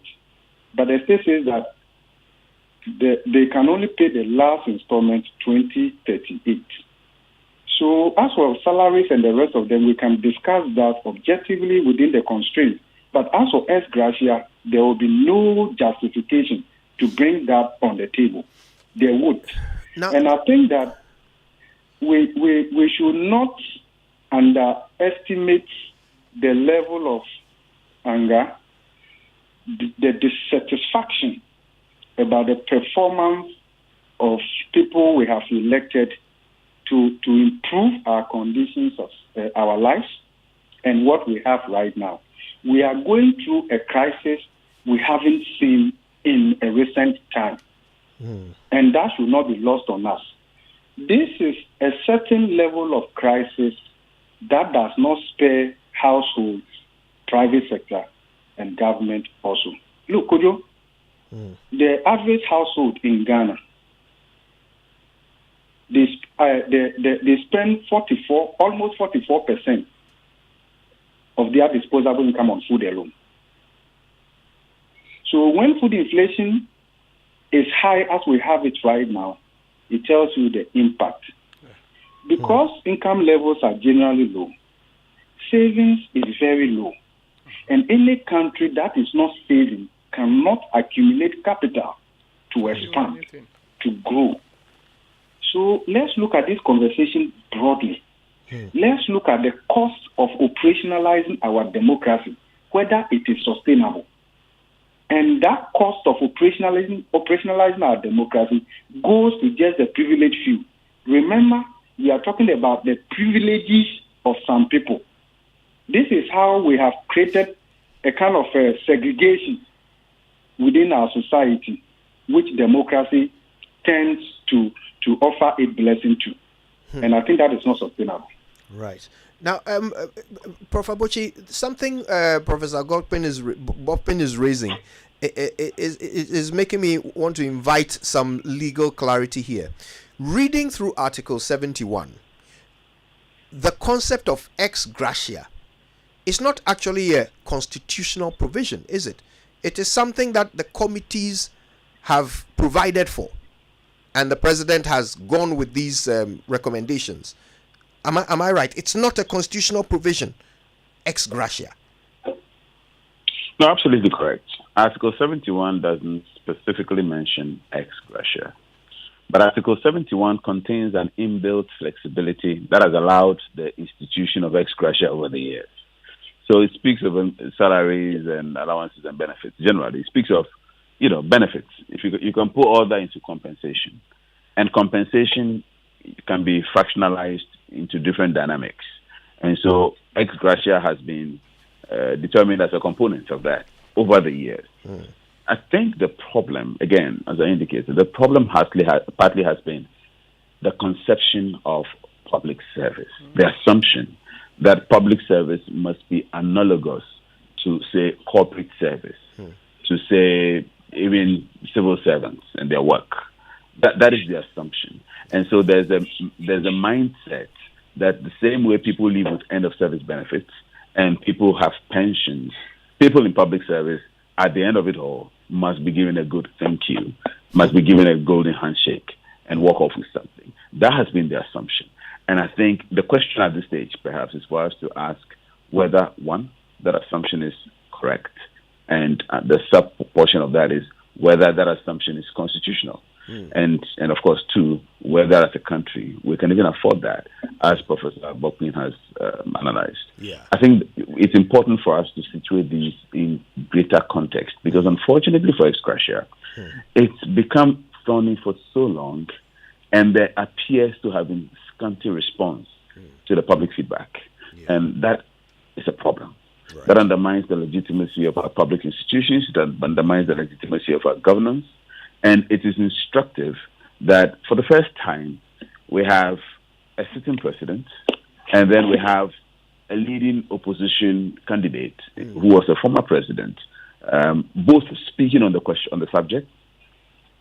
One indicating that when he's back in power, he's probably going to scrap ex-gratia, and the other setting up a committee, but inviting the public not only to make input, but asking the committee to be mindful and sensitive to the public. So I think for the first time, we appear to have some significant reaction, some significant feedback to what the public is saying. The question is the extent to which this feedback is going to be incorporated in whatever determinations are made under Article 71.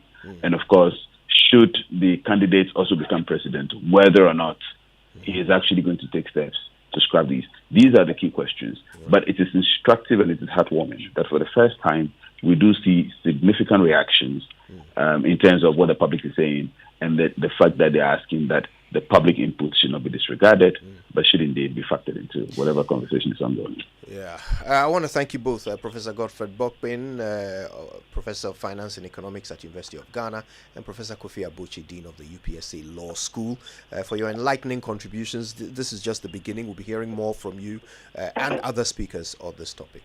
But for now, thank you both very much. Thank you, too. God bless you. Thank you. God bless you too. Ray, listen to this. In 2016, the president's salary was 29,899 cedis. The vice president's was 26,909. In 2020, president is now on 47,277 Ghana cedis a month, and the vice president is on 39,397 Ghana cedis a month. Okay, that means the president's salary has gone up by 58% since 2016, and the vice president's has gone up by 46%. Okay, so if you look at average salaries of Article 71 compared to single spine, the average salary of a single spine worker is 1,128 Ghana cedis a month. Average salary of Article 71, 18,211 Ghana cedis a month. I mean, if that's not discriminatory, what is? Interesting. Anyway, we're going to take a break. There's more coming up. We've got some friends here to tell us all about a very, very big event that is in our future. Stay with us.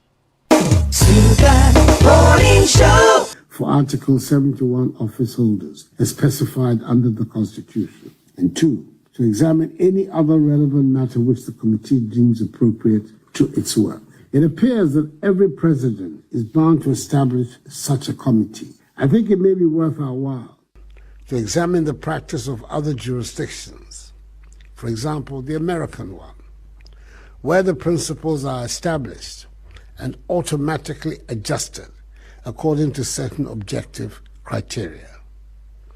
This may well be an issue for further constitutional debate and decision. I must indicate that in recent times, a lot of public discourse surrounding the remuneration of public officers has centered primarily on those of Article 71 office holders. And whether or not, notwithstanding the constitutional imperatives, we are deserving of what is being paid to us in view of the challenges currently confronting our national economy. It might well be that your work should also focus on these concerns and make recommendations on how they should be addressed. The task ahead of you is a challenging one, and it is my expectation and hope that you'll be up to it and deliver your report expeditiously. You have my full support to undertake this assignment, and I assure you of government's assistance if needed throughout the period of your work. I wish you God's guidance and the best of luck. Are you a cybersecurity professional? Does your organization own an establishment such as a digital forensic lab or a security operations center that provides security services? Are you a cybersecurity service provider? The Cybersecurity Authority (CSA) is mandated by law to license cybersecurity service providers and accredit cybersecurity professionals and establishments. Take advantage of the ongoing licensing and accreditation exercise before September 30th, 2023 to register cyber, visit www.csa.gov.gh. For more information, contact the Cybersecurity Authority on 030-397-2530. Cybersecurity Authority, a secure and resilient digital Ghana. Better bet to play together. Ridebet.com.gh. Play for fun, enjoy the game. Ridebet.com.gh. Join today on Apollo spending. Ridebet.com.gh. Come together, make we play. Ridebet.com.gh. Say, share betting. Yes, simple. Games are hold on. Yes, simple. Pay out in so. Yes, simple. Ridebet, man. Yes, simple. Correct us, quick cash out, free bonus. Today. Correct us, quick cash out, free bonus. Ridebet.com.gh.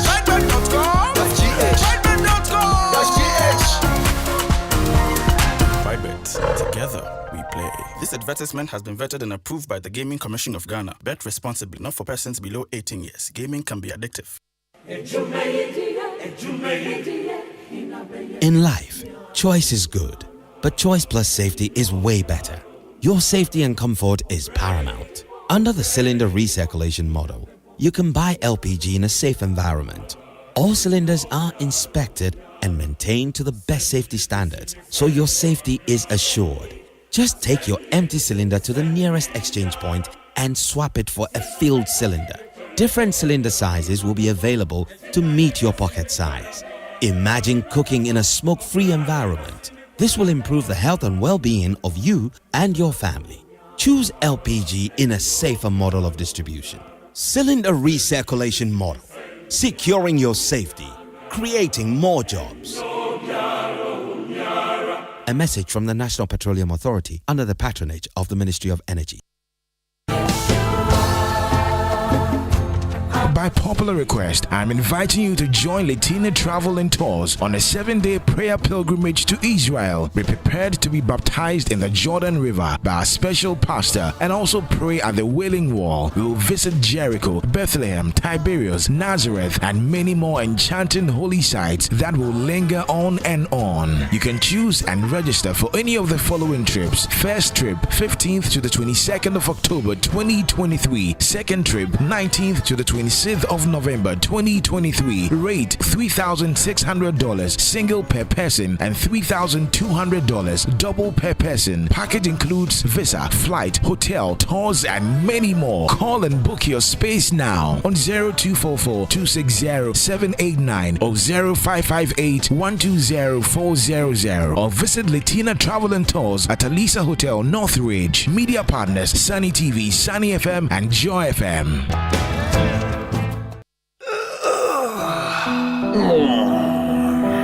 Gone are the days when good sleep was a nightmare. Today, rest is assured. We have found a solution. Royal Foam is here.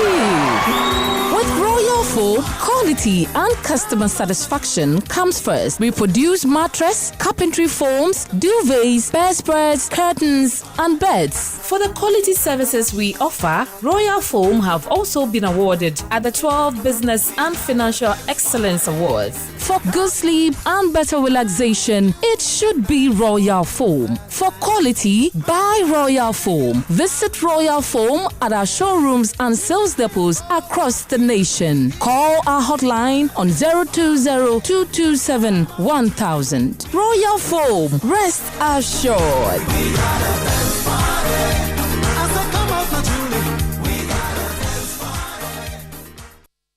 We need you to read all of this in the next 30 seconds. Is that okay? Yeah? All of it? Do they really offer all of this? You ready? Yeah. Let's give it a go. All the goals, flashes, and moments. All of Rashford, Salah, and Saka. All 380 games, all in HD. Available in all the languages you want, on all the devices you enjoy. Choose the bouquet you want from all the options available. The Premier League, all on DSTV.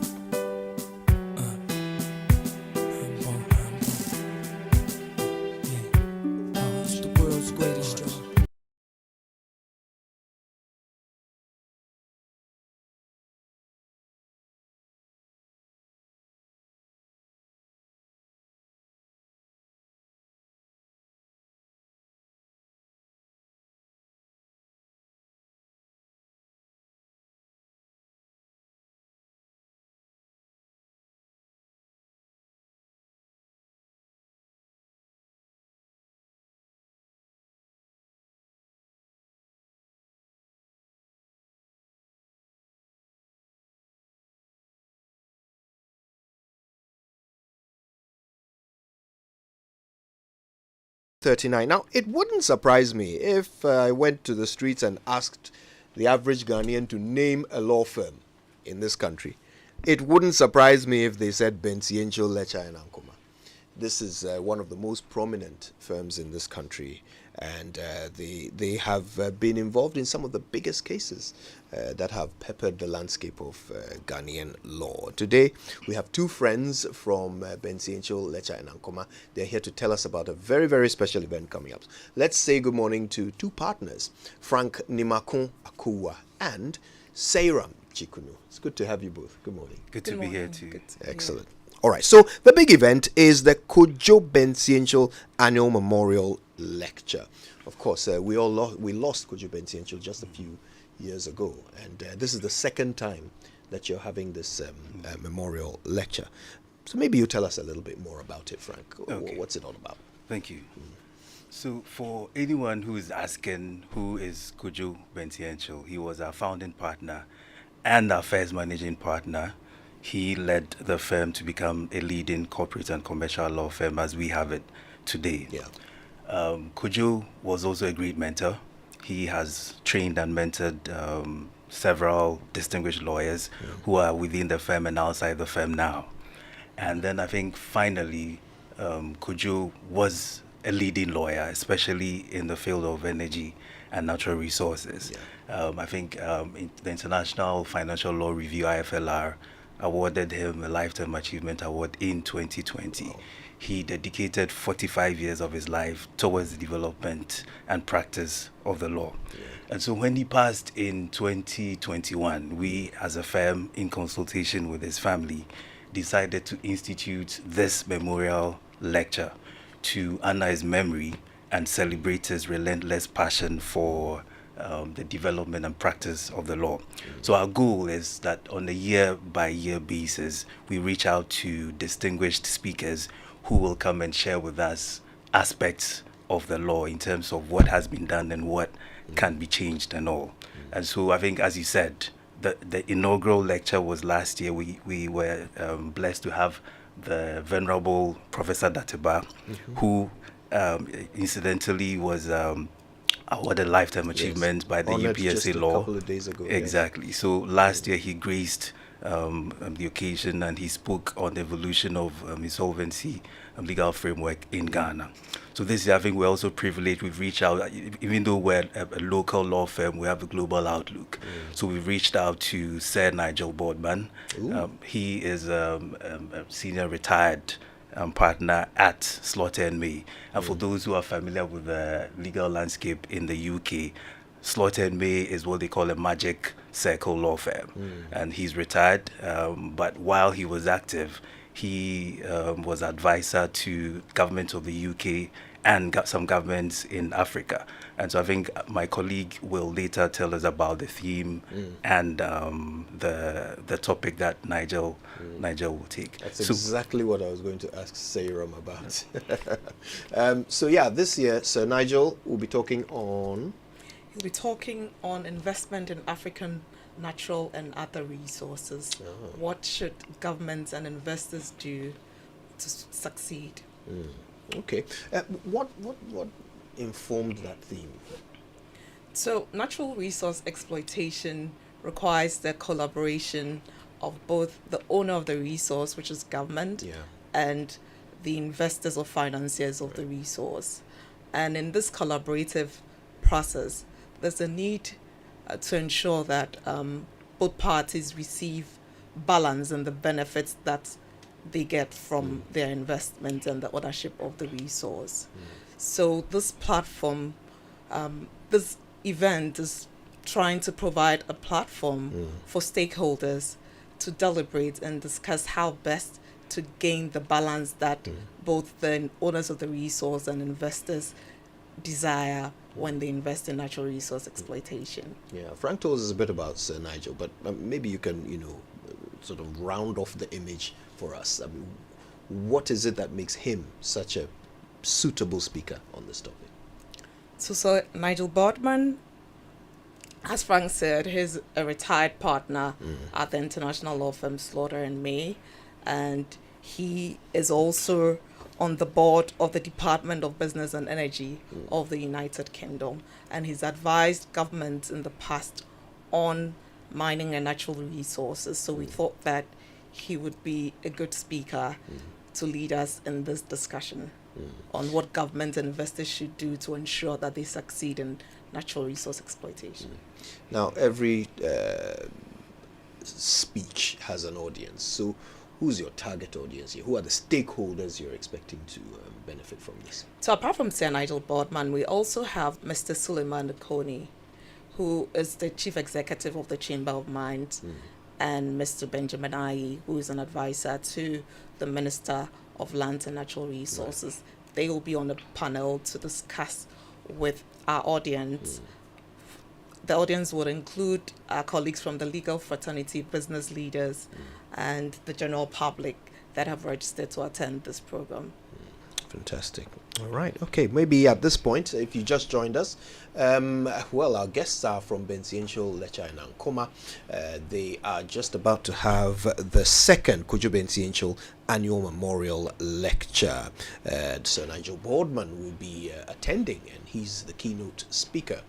And the conversation is about natural resources here in Africa, right? Not just in Ghana. And Frank Nimakwakuwa and Seiram Jikunu, both partners at Bensiencio Lecture and Ankoma, are the ones who are getting us all excited about this upcoming event. So, Frank, maybe you can fill us in with the details, time, venue, and how we can participate. Exactly. So it's this very Thursday, 7th September, at 2:30 p.m. at the Kempinski Hotel. So in terms of participation, I think there are two forms. So there are people who have actually been invited, and so those are the persons who will come into Kempinski for the program. Every other person can join us via our Facebook page and LinkedIn. It will be streamed live. Brilliant. Well, I certainly know I have two options here. I'd definitely like to participate in this, and I know I'm not alone. There are many people who have been intrigued by what you've shared with us so far. And just before you leave us, if there's one thing you want our audience to take away from today's conversation, what would that be? I don't mind, either of you can take that So we just want our audience to know that this is going to be an enlightening program, giving everybody the opportunity to discuss how best to gain balance in natural resource exploitation, investors and government. So we are creating a platform, and we want everybody to participate so that we can have a good discussion on how best Ghana can gain a balance from its natural resources when investors come in to invest in natural resource exploitation. Wonderful. Nothing useful to add. There is a lot to learn here, so let's all see how we can connect and participate in this annual memorial lecture. Frank Nimakwakuwa and Seiram Jikunu are partners at Bensiencio Lecture and Ankoma. Thank you both so much. Thank you too. Thank you. All right, there's still more to come on our show. Stay with us. Back after these. Eddie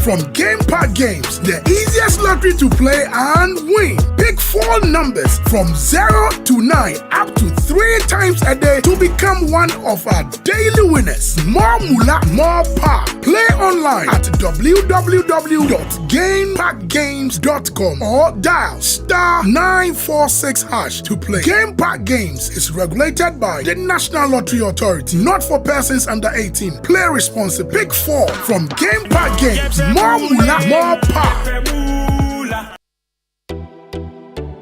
Litina Travel, in collaboration with Cowbank Women's Banking, is inviting all current and prospective customers of Cowbank to join their second business trip to Turkey, Istanbul, and leisure in Dubai from the 7th to 16th of October 2023. The cost of the full package starts from $2,550 per person and includes visa, flight, hotel, B2B meetings, tours, airport transfers, and travel insurance. The business areas include construction and building materials, furniture and interior decor, fashion and textiles, cosmetics, agricultural products and equipment, pharmaceuticals and medical equipment, industrial and heavy equipment machinery, food and beverage and processing equipment, spare parts, and many more. For inquiries, call Tina on 0244 260 789 or Gifty on 0270 302245 or Akosia on 0555 171311 or walk into any Cowbank branch or Litina Travel and Tours at the Alisa Hotel Northridge, sponsored by our media partners Joy FM and the Multimedia Group.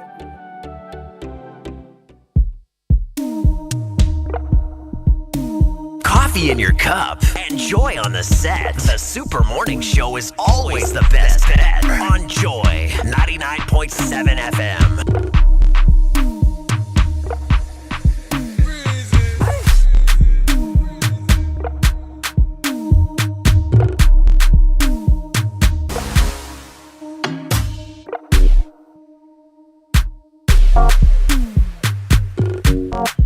Okay, it's the Super Morning Show. You're welcome back. Now, Jatanwa Landiu Yalande. The new season is here, and the place for you to play and win is pridebet.com.gh.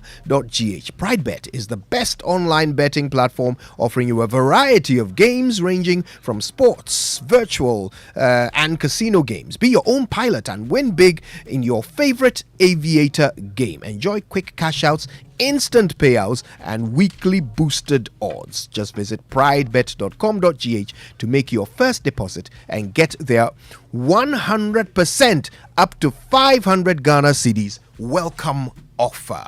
Brian Diagro or Pridebet. Pridebet, together we play. It's regulated by the Gaming Commission of Ghana.